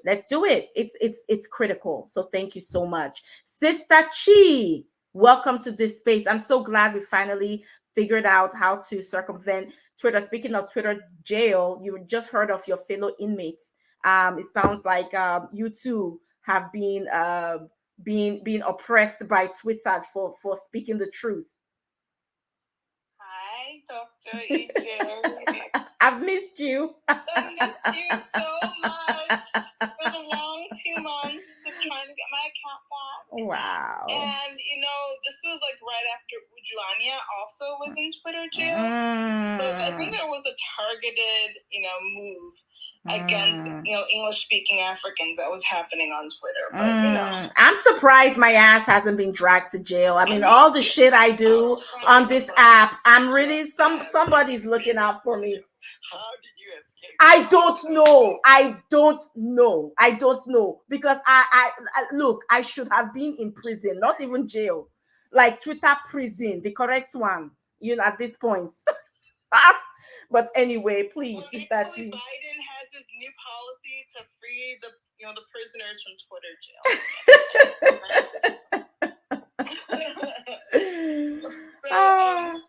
Speaking on the topic today, I wanted to thank the speakers, and thank you, Dr. EJ, but also thank the speakers for holding this space and taking religion seriously and taking anti-Blackness in religious spaces and in the Black church, and like understanding the Black church as a response to white supremacy seriously. I wanted to add a couple of things. The first was that there's this white pastor whose name escapes me. I have to look it up. Wait. Maybe I can find it right now. Let's see. I wrote it down. His name is James Emery White. And he uses this term plantation church.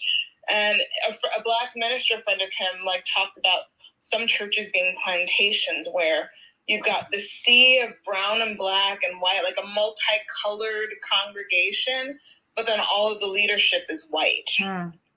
And I wanted the speakers to respond to that, because to me, it's a sign of seeing white supremacy in action, right?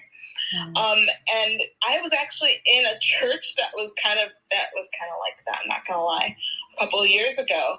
And I remember that it was right after during the George Floyd protests, and how our church leaders had participated in the marches, and how the pastor had preached from the pulpit that Black Lives Matter to Jesus and to God. And how several months later he was no longer in that position. And this was a church that was affiliated with the Assemblies of God. So I hear what you guys said today about how the Assemblies of God churches formed. I was like, oh, is that how we see those remnants, those little speckles of white supremacy that are hard to eradicate, in any institution? I wonder if that it's one of the ways that it just popped up. It just popped up. I don't know, because nobody ever talked about it. It was all hush hush. Just one day, pastor was like, we decided that we're moving, and it was during the pandemic, so there could have been a plethora of reasons why that was happening. But I did not think it was all coincidental. So the other thing I wanted to share was that my mother, my nice young mother, right? I love her. She was like, I need a picture of the Lord's Supper. I need to put it in our house. I said, okay, great, yeah, great. And she was like, okay, now where can I buy it? She wanted to put up that famous image of Michelangelo. And I was like, over my dead body. We are not Italian, If we were Italian or white, I'm like, do you, And I think it's important to remember that, the white images that we see of Jesus were created to appeal to the Europeans, right? These Europeans, as you pointed out before, they had their own religious practices. And these Christians from the Middle East, what we call the Middle East today, and from the Mediterranean, were creeping up, trying to share their beliefs with these, what was the term they used? Not Visigoths, the barbarians, right? The barbarians weren't having it. But once the, people up north started to see Jesus looking like them with blue eyes and blonde hair, it makes it more palatable to think that, this is something that might actually be, this is a religion that could be useful to me. I'm like, Mommy, we're not Norwegian, we're not Italian. We either have to have a Palestinian Jesus, Mediterranean-looking Jesus, or we're going to have a Black Jesus. I personally am partisan to the Ethiopian Jesus because I love the images of Jesus with these huge eyes. And I just love it. I'm like, I'm going to have that in my home eventually. I just love those images. But we settled on an image of a Black Jesus that is in her house today, and we're comfortable with it. At least I am. Last I saw, left my mom's house. So I wanted to share those anecdotes to show that, these are very real issues that impact our everyday lives. Having children grow up in homes and to see a white Jesus every day is something that we have to think about seriously. How do we want to socialize our children? How do we want to, what kind of images do we want set in our minds when we try to understand who, Jesus is? And I say this, of course, as a Christian woman, because for me, for long in the United States, we've had this idea of Jesus being white, and because Christianity was passed on through many of us from West Africa, and the descendants in the Americas was passed on through European conquest and colonization and enslavement, right? But for me, it's important to recognize that is not where Jesus comes from. He's not European, right? And to recognize his origins and to also have a Jesus and a God and his followers that look like us, just the way the Europeans did. If that helps us in our faith, that helps us in our faith traditions. But I think we have to be honest with ourselves about like who Jesus was, where he came from. And I appreciate how the speakers were like, look, this guy was like murdered by the state, right? And like talking honestly about his revolutionary, practices and thoughts and, and teachings. And those are the things that give me comfort as a Black Nigerian Igbo Christian. Thank you very much. No, thank you. I really appreciate that. And I think Brother Antoine will be great to answer that first half of the question as it relates to the Assemblies of God Church. I did want to reflect a little bit on the second half. And after Brother Antoine goes, Sister Ada, I see your hand up. If you can offer something really brief, because I'd like to close out. Our speakers have been incredible. Yes. I was going to say that I'm going to need to go. Yes. I was literally going to mention, like, thank you, because I know you are ready for a flight. And I really was going to just say, Dr. Stewart, thank you so much for being here. And we just love you. You're powerful, wonderful, beautiful goddess. We just appreciate you. Thank you for taking the time. Please don't be late for your flight. Go ahead and go enjoy your nephew and your niece's birthday. And I look forward to following up with you offline, and we could talk about putting together the space that you recommended. Wonderful. Thank you so much for including me. And until the next time, let me say goodbye to everyone as well, and to my co-panelists. All the best. All the best. We love you. Thank you so much. Brother Antoine, before you go in and jump on the Assemblies of God piece that Sister Chi mentioned, I do want to say, Sister Chi, just when you were talking about the image of Jesus, and Brother Antoine talked about this when he was speaking earlier, how important that the whitewashing of religious images, and specifically Christian images, is to white supremacism in selling the lie of not just their supremacy, but their divinity. Like, I mean, that's next level, right? Not only are we better than you, but we are literal celestial beings. We're superhuman and capable of, that's why it makes sense that we invented everything and we have the answers to every problem, even while they are creating and perpetuating the problem in your face. You don't even see it. What you see is the solution they bring. It's like, what we know that when they say, oh, all this aid we're giving Africa, we're giving all Africa all the aid. All you see is that $1 that they are donating to Africa. You don't see the $6 they're extracting simultaneously. So this, and again, just to make it clear, for every $1 quote unquote given to the continent of Africa in the name of quote unquote aid, $6 are extracted simultaneously. So when we say that this continent is developing, are you sure it's $6? Because I actually think it's 11. Okay, underestimated $11. $11. So when we say that we are the ones feeding and developing the world, that's what we mean. When there is not enough resources for us to do what we need to do for ourselves, that is what's happening. But you don't see that. The $11 is obscure because, of course, they're developing us. Of course, look at them, long hair, halo are on the head, angels, all look like not us. And from a health, they're preventing Africans from building their own factories. I mean, that is that their own manufacturing. Their own manufacturing. Absolutely. Their own oil. Yes. Yeah, no, you must add that, because absolutely, that is like the other texture. So not only is it that they're taking, but okay, even in the midst of that, let us do our own. Piam. That's where international policies and laws, or magical ones you didn't know existed, we all of a sudden exist. We saw that clear as day during the development of the COVID vaccine, right? And so when African countries and Asian countries wanted to, specifically like in the Indian subcontinent, etc., wanted to develop our own, all of a sudden intellectual laws and policies magic themselves like, no, you can't. So you're absolutely right. That is a key piece of it. It's not just the extraction, but there's active prevention of the self-determination of us doing our own. But at the point is that all of that is rendered obscure. It's rendered obscure because all you can see is the donations of the expired and ineffective whatever donation that they are giving, right?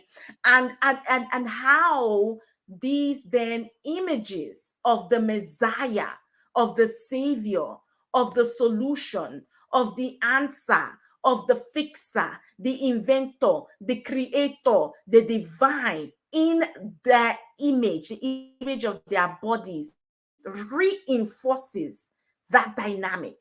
Is so powerful to lift up, to your point, right? And from a health standpoint, we study, we know that there is a direct impact in mental health and the self-esteem and self-confidence, right, in a people that are surrounded with with underrepresentation, when they are underrepresented and misrepresented. We know that especially in child health, work, that these children, when children are raised in environments where they are underrepresented, unrepresented, misrepresented, again by design, that they result in these adolescents and then adults with low self-esteem, low self-confidence, low self-compassion, and the list goes on. And that's just a piece of the literature I'm quoting. There's other negative ramifications. So and what does that do? That renders a marginalized people and oppressed people even more vulnerable to oppression and exploitation. It is a vicious cycle.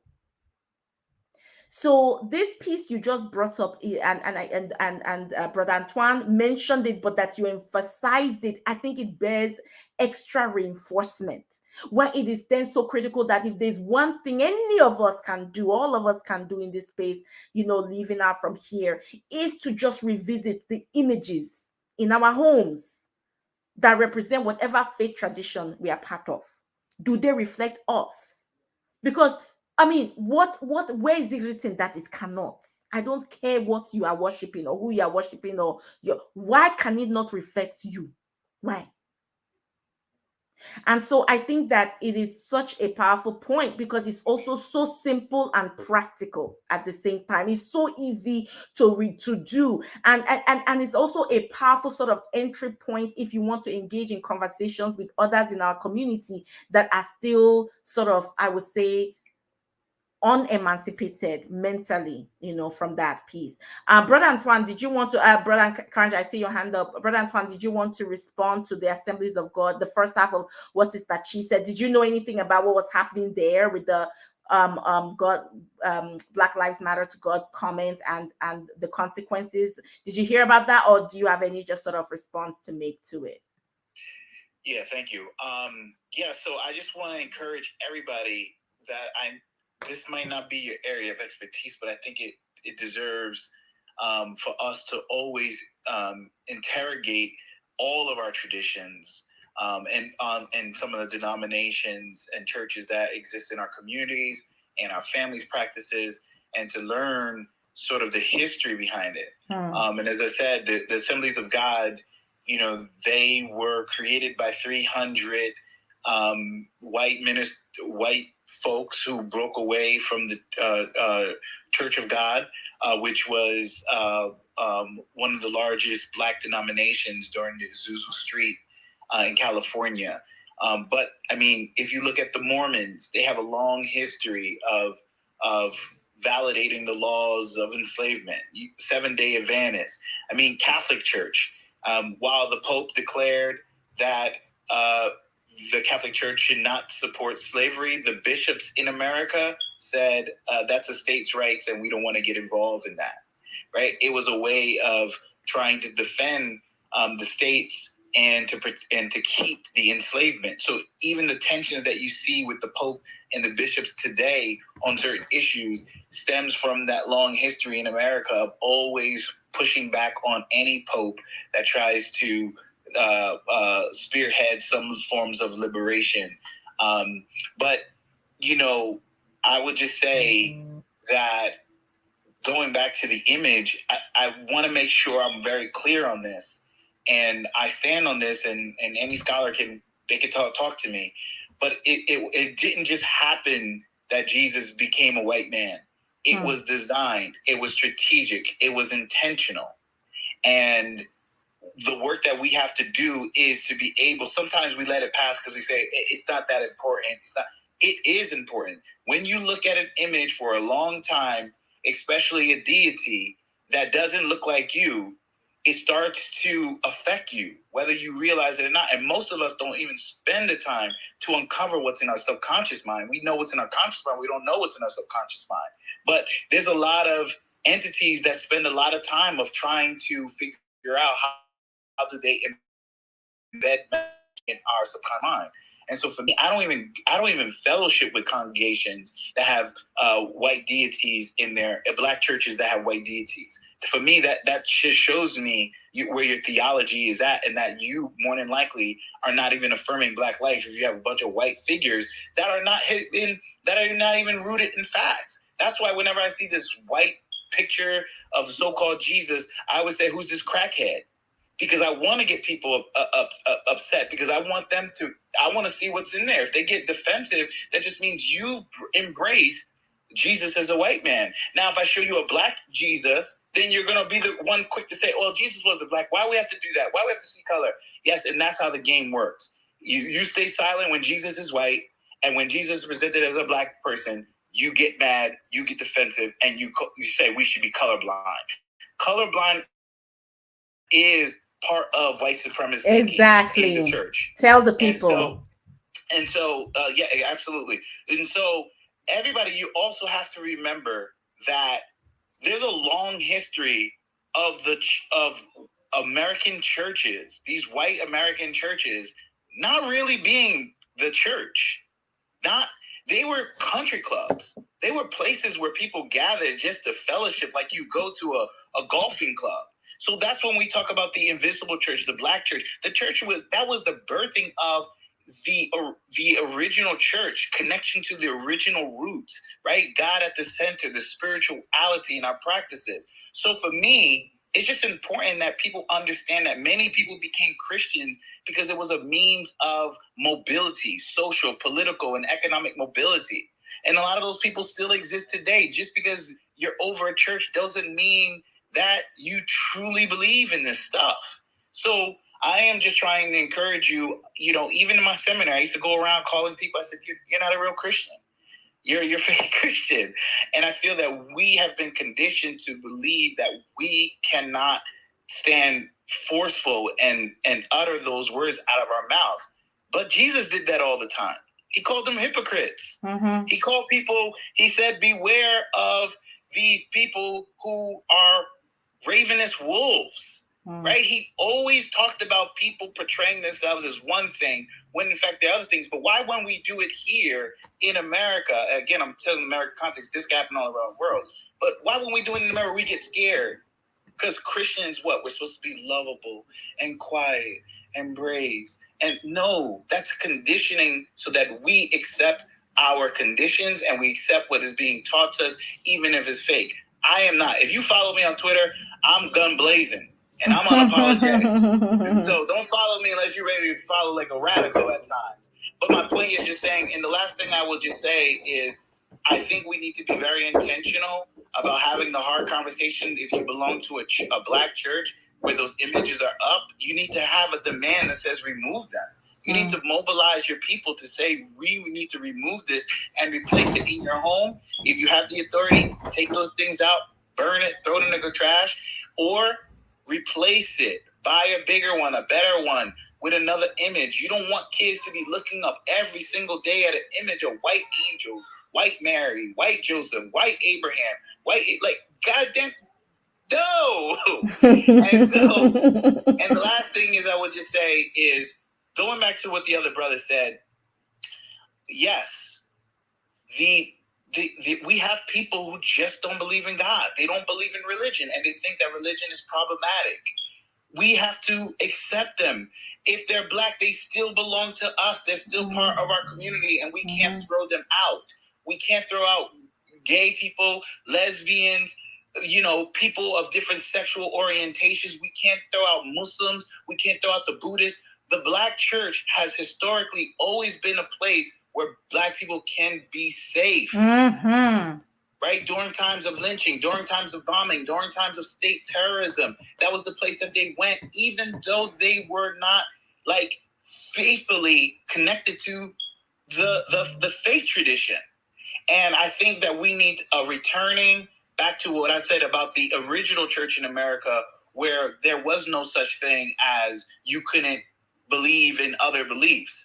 And that's my position. I just think that the church needs to go back to being a safe place where Black people can be empowered to grow as a community and be protected, and ultimately to grow out of our traumas and our hurts so that we can continue preparing ourselves for the war that we're embarking of white supremacy. Period. Like you said, a place where all Black lives matter. And I'm glad that you said that last part, because yes, we have to also part of the healing, is the healing, internal healing work within the Black church community is to face our own internalized, systems of oppression, right? Like homophobia, transphobia, ableism, elitism or classism, and the list goes on, because it's still a collection of people. It's still a collection of humans, and that bring the ways that we have been socialized in society into that space, and then integrated with religious doctrine, and it still shows up. It still shows up. And so, to your point, I'm glad that you explicitly named these pieces, and that again, a place where all Black lives are sacred. Oh, I love that word.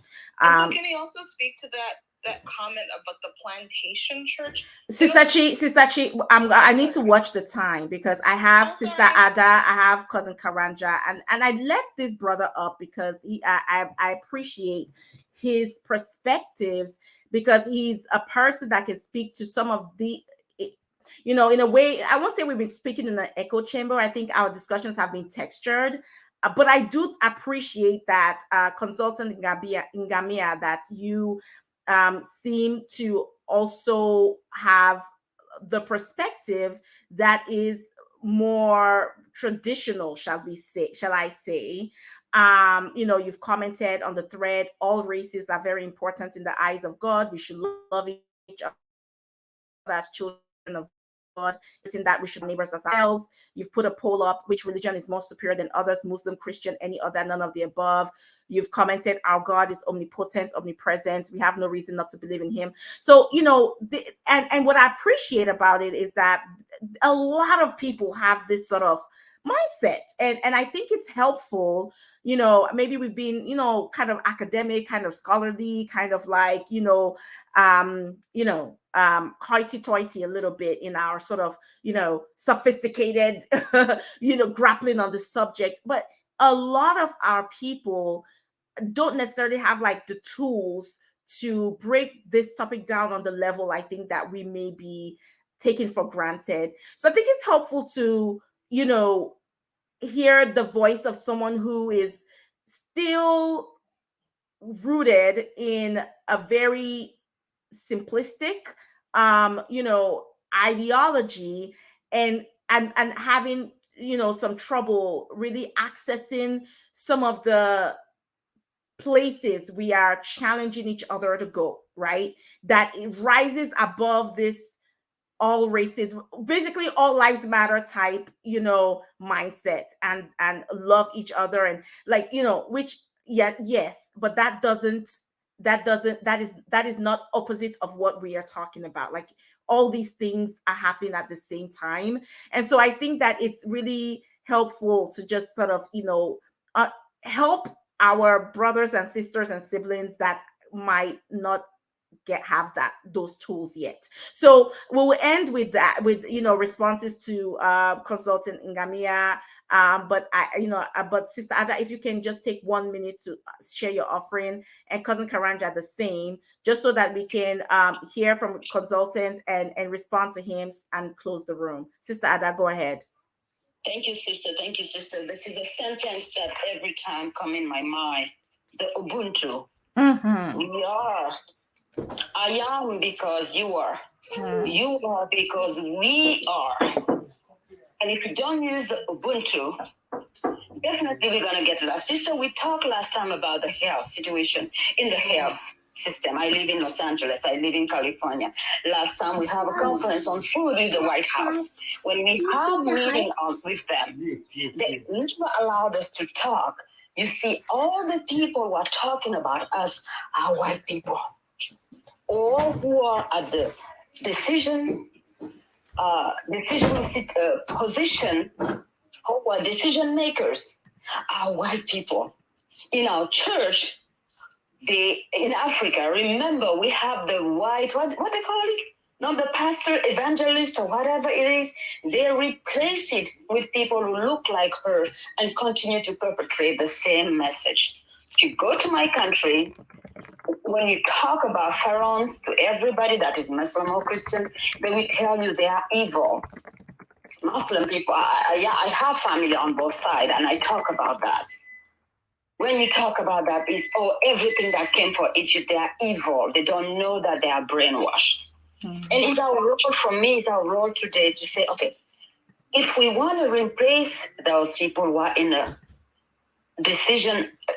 making decision for us, because they still do that. If you go on HIV/AIDS, is them. We are at the lower level, what I said, and when they take a decision on our health, decision on what we do in Africa. You saw what's happening in Niger. You saw what's happening in Burkina Faso. You saw what's happening in Chad. Every time you say, okay, that's enough, and you see what will happen in Haiti because they are ready for Haiti. We have that. For me, it's just how we can learn from each other. We who are here in the United States need to learn faster because we are the bridge between the two continents. And all the diaspora. We are the bridge who has to teach to people in Africa and to learn here. Because when I see people say, okay, Christianity, etc. Charis meaning the holy. The word charis meaning the mummy has nothing to do, somebody that is holy, has nothing to do what white people are telling us about Christianity. And that's hurt because we don't learn it in our country. We don't learn it in Africa. We don't learn it here. We have to go and dig to find the information. Now for me, it's like, how can we heal?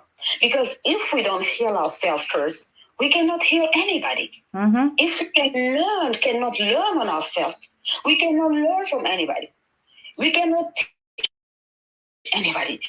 Every single day, sister, you are here. You know how you have the microaggression just by your accent over the phone. They will do that to you every day, and you have to fight every single day for that. Against that and fight every single day for your kids because they will go through, about the C-section with the Black women. You know that we died 3 times more than all the different groups. Our baby are the same, facing the same thing. There is so much to do that for myself, I was saying this. We need to have more conversation like this. And we need also to learn from, I learned from, as I said, the girlfriend, etc. I'm not going to repeat it. Like right now, I received a call from the Haitian community asking me to call them. At the same time, we need to be at service to our people, our service, and not refusing if people are, again, almost beating us on social media, not being afraid. Myself, if I go on my social media, if you want to follow me, please, I never heard about cursing. I never curse in Africa, but here I'm cursing. You see me talking to people and say, wait a minute, what are you? Because if we don't push that way and be bold and tell them, I'm not afraid of you, I'm going to talk to my people and make it happening, then we still push their narrative. And I say again, I was raised and born Catholic, a Roman Catholic. The picture of Jesus, the white Jesus out there, still in my house. And I left my house, still there. I'm going to go there and take everything out. Ethiopia, yes, we have all the root there. Meaning, just bring things together. We are not all theologians. We are not all at the higher level of writing books, etc. But we are all valuable, like the finger in our hand. And we need to do some coalition and see who can do what and who can see what. Myself, I was lucky to travel. I was really lucky to travel, and the way people were praying for me to travel.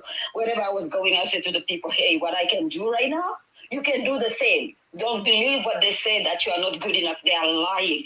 If me as a black woman, short woman, I can talk to Riek Machar and John Garang and all these people, you can do the same. Don't be afraid. Sister, that, bring the plane. Come down with your plane. No, it's true. I was in South Sudan and I talked to them. But anyway, yes. Thank you so much, everybody. And sister, thanks for that. Thank you so much. I can say let's pray, and it's all what we have to do. Pray. No, thank you. I appreciate you, and your message is well taken. You're so right. And listen, that's what we're doing here at AMART, right? We are teaching each other, like you said, oxygen on yourself, so you can now help your fellow brother, sister, sibling, family. And that's what we are educating each other. I've learned so much from you and from everybody in this place just today. So I'm very grateful for everything that you said. Cousin Karanja, do you have something to say, like just really like 1 minute, please? Sure. It was interesting to hear the discussion about representation, right? And I love the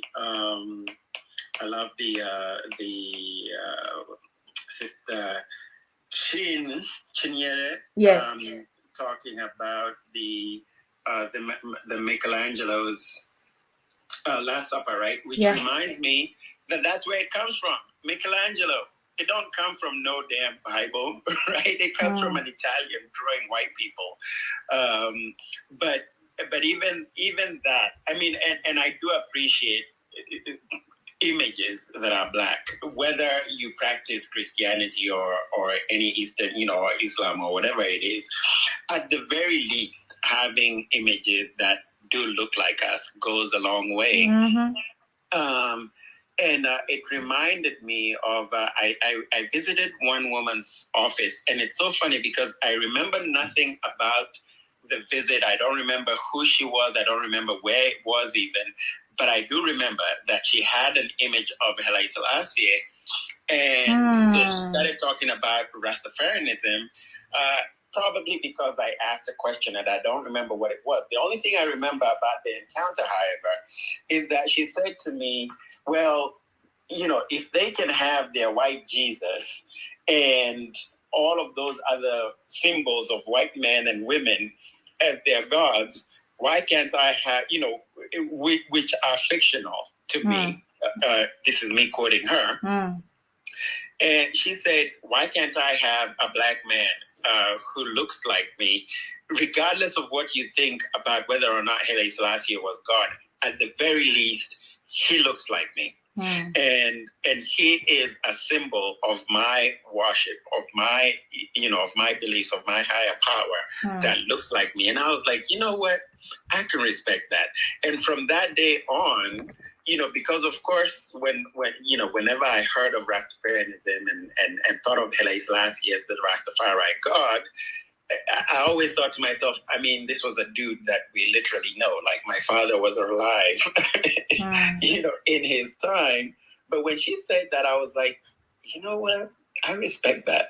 The thing about sort of going back to black images of, to represent Christian beliefs or faith or any Abrahamic beliefs or faith for that matter, is that, when you, all of these Abrahamic religions do derive from the quote unquote holy book that is the same across all the Abrahamic religions, and all of them do contain the story of Shem, Ham, and Japheth, and Ham, who got cursed according to these books to become black. And so it's such a struggle for me to see how you can even sort of reclaim them, because it's either all makes sense or it all goes to the garbage for me. And so for me, you don't need, there are no prizes for guessing which side I ended up on that. I needed to make sense of it for myself. And for me, I wasn't able to make sense of it. And so, and I have no regrets, because I think it's been beautiful to discuss the beliefs of my forefathers. I yield there.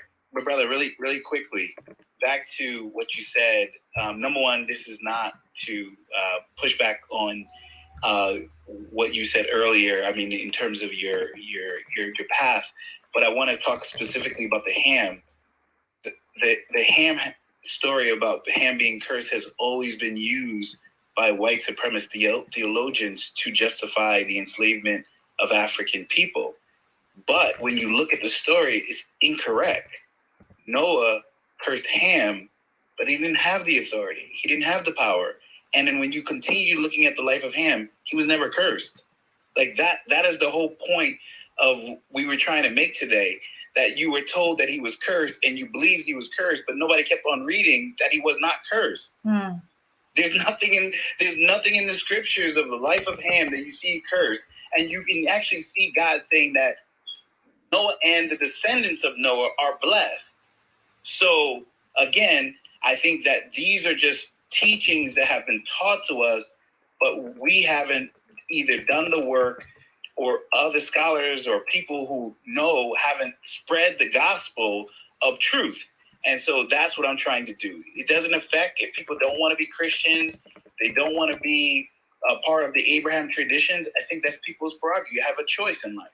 But for me, it's important that we share the truth about what the scriptures say. And in no way, shape, or form was Ham ever cursed. But we still continue to have people who say he was. And I appreciate both. I think both folks, both Brother Karanja holding space for apps. It makes sense, and it goes back, I think, to the point that you were making around. Listen, for me, I cannot separate the violence and the harm and the murder and just the straight up evil of religion from religion, and I reject the whole thing. And I found a home, and I found basically a home in my traditional beliefs, and I hold space and love that, actually. And Brother Antoine is, hey, I respect that. I just want to make sure that we are still all coming at whatever decisions we make from a place of truth, and that I want to establish that for those who might be using the story of the mythology of the lie of the quote unquote curse of Ham as part of their decision making, I need you to understand that is not true. I want to set the record straight around that. Now, whatever you decide is great, but ensure that your decision making is grounded in truth. And I think we're also holding space for that. So I appreciate y'all tremendously. Consultant Ngamia, you have a minute to make your point and talk your talk. Thank you for being here. And how can we hold space for you today?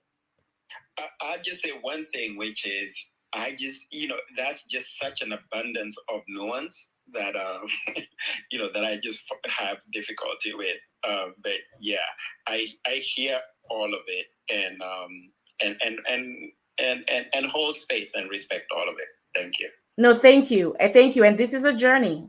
Thank God we live as long as we live, because we that nuance is just, it takes a lifetime. It just does. If we even want to engage at all, which we don't have to if we choose not to. So thank you for your generosity there. Consultants, floor is yours, please. 1 minute. All right. Thank you, all of you, ladies and gentlemen. And I really love the conversation today about Christianity and religion. One thing maybe I can just say, maybe as we conclude this conversation, is that our Lord is true, and is our God of faithfulness. When He says something, He's gonna be delivered on it. What we have to do is just to believe in Him and trust in Him that everything will be all right. And let's all walk in the will of God, because when we trust in Him, when we do everything in accordance with Him, He's gonna delivering everything on us. All you have to do is to trust in Him always. Go out there believing that He's gonna deliver on you on your daily needs. And for me, my God has been he has been real to me, and wherever I am right now, I can say is because of his mercy and grace. Thank you. Were it not for me, I won't be where I am. Sorry. No, I was thanking you for sharing your testimony. Sounds like your testimony, and it sounds like you are noting that you've had a positive experience as a practicing. I'm going to say Christian. You didn't mention Christ or Jesus, but that's what I'm deducing, and that you've had a positive experience, and you're sort of testifying to that. And so I think that's great. And I celebrate with you that experience. I think in relationship to the topic of the conversation, what we're also noting is that beyond these experiences, and I think also what you bring up is this sense that for many of us, we have derived such incredible benefit. And that's something that Dr. Stewart talked about, such incredible benefit from our experiences in these religious or faith traditions, shall we say. We're also saying that at the same time we have to acknowledge that the systems of these organized around these religious experiences have also perpetuated tremendous evil, one of which is anti-Blackness. And we cannot be blind to that as well, right? That we are, first of all, a sophisticated people. We know how to walk and chew gum. And so, while, yes, in your faith, Sister Chi just said, I'm an Igbo, Nigerian, Black, American, Christian woman. And I'm holding all of that while holding, right, my Blackness inside of my religious, faith at the same time. We are very sophisticated and complex people, and so what we are talking about here is, while we hold space for those of us that have whether it's Christianity, it's Islam, it's Buddhism, it's Sikhism, whatever Baha'i faith tradition that we ascribe to, we're also unpacking a very painful part of and troublesome part of that experience that is anti-Blackness, that is white supremacism, and that many of these religions, particularly Christian religion, unfortunately, the religion of it has been rooted and has originated from very white supremacist spaces and ideology, and has been used to perpetuate those beliefs, amongst us. And so we're naming that, and we're lifting up how that has shown up and the impacts it's had on us in very powerful ways, politically, in our health, in our ability to achieve and to economically progress. And these are the things that we are talking about. So, consultants, I'm saying that yes, amen, and ashe to all you said. And also, the invitation is for you to, as Brother Antoine has said, do your own digging and investigation into your inherited belief systems and the ways that it may unfortunately have also perpetuated anti-Blackness, and how you can start to undo, unlearn, and reject it. And I hope that is clear and that was a takeaway for you. So, with that being said, I want to thank everybody for being here in this space today, and for just being so generous with your time, and for listening and contributing. And you've all contributed by coming up to speak, but also on the thread as well. I want to name that on the dashboard. There's tons of different resources that have been shared. One of which is our Twitter AMAT community that I invite everybody here to join, participate, and share the link with all your contacts so that folks can join as well. There's also a link to our website where you can join our listserv, so you can get newsletters and other resources, programs, merch, all these kind of stuff, announcements that we're building right now. You're not missing anything right now. That's why we want you to join.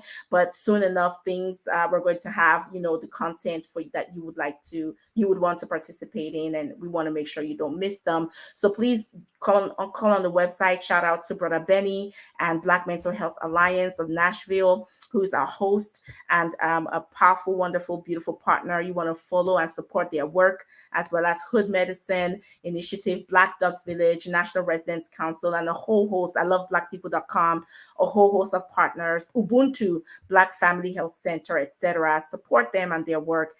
This is how we build together. And and Amart, follow us. We're here every 1 to 2 Saturdays, because there are occasional Saturdays where we're speaking or doing other programming, so we may not hold this space, but we do try to be here every 1 to 2 Saturdays, 1 p.m. Eastern Standard Time. And so we thank you for making the time. We thank our brother Antoine Akanj, and the endowed doctor herself, Dr. Diane Stewart.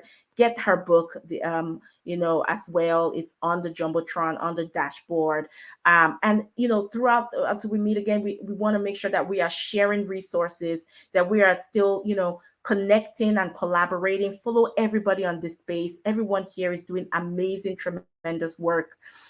Make sure you're tagging #Amart as do go through the rest of the week till we meet again. And I just checked the calendar. I'm not booked for anything next Saturday, so we will be here.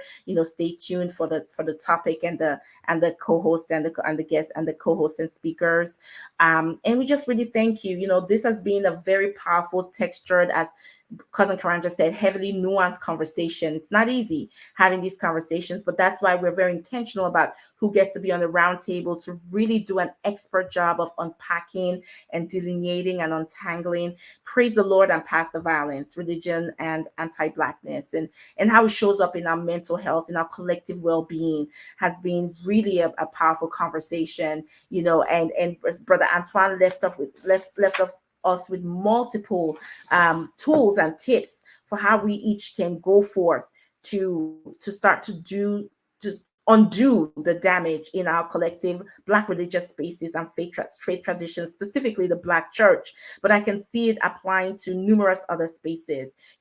How we need to get back to the invincible church, how we can create a church, a community, loving community that is home to all Black people, where all Black people are celebrated and deemed sacred. That we get back to the historical right to fight, that we are openly affirming Black life, partnering with Black organizations, prioritizing Black economics, and the narrative that we are indeed beautiful, smart, resilient, courageous, amazing. In every way, form, or fashion, and pushing against the mythology of Blackness as evil, as wrong, etc. So I've just really been honored to be part of this conversation. I thank you again for making the time and taking the time. Don't be a stranger. Reach out, connect throughout this conversation. Remember that it is truly about Ubuntu. I want you to love yourselves, love each other, build community, and build power. Thank you again. And as always, we will close out with some music. And I'm going to honor the part of the world that Sister Ada is from. And in the meantime, just take your deep breaths and relax. I know that fundamentally all is well. And so with that, enjoy Africa by Silaba.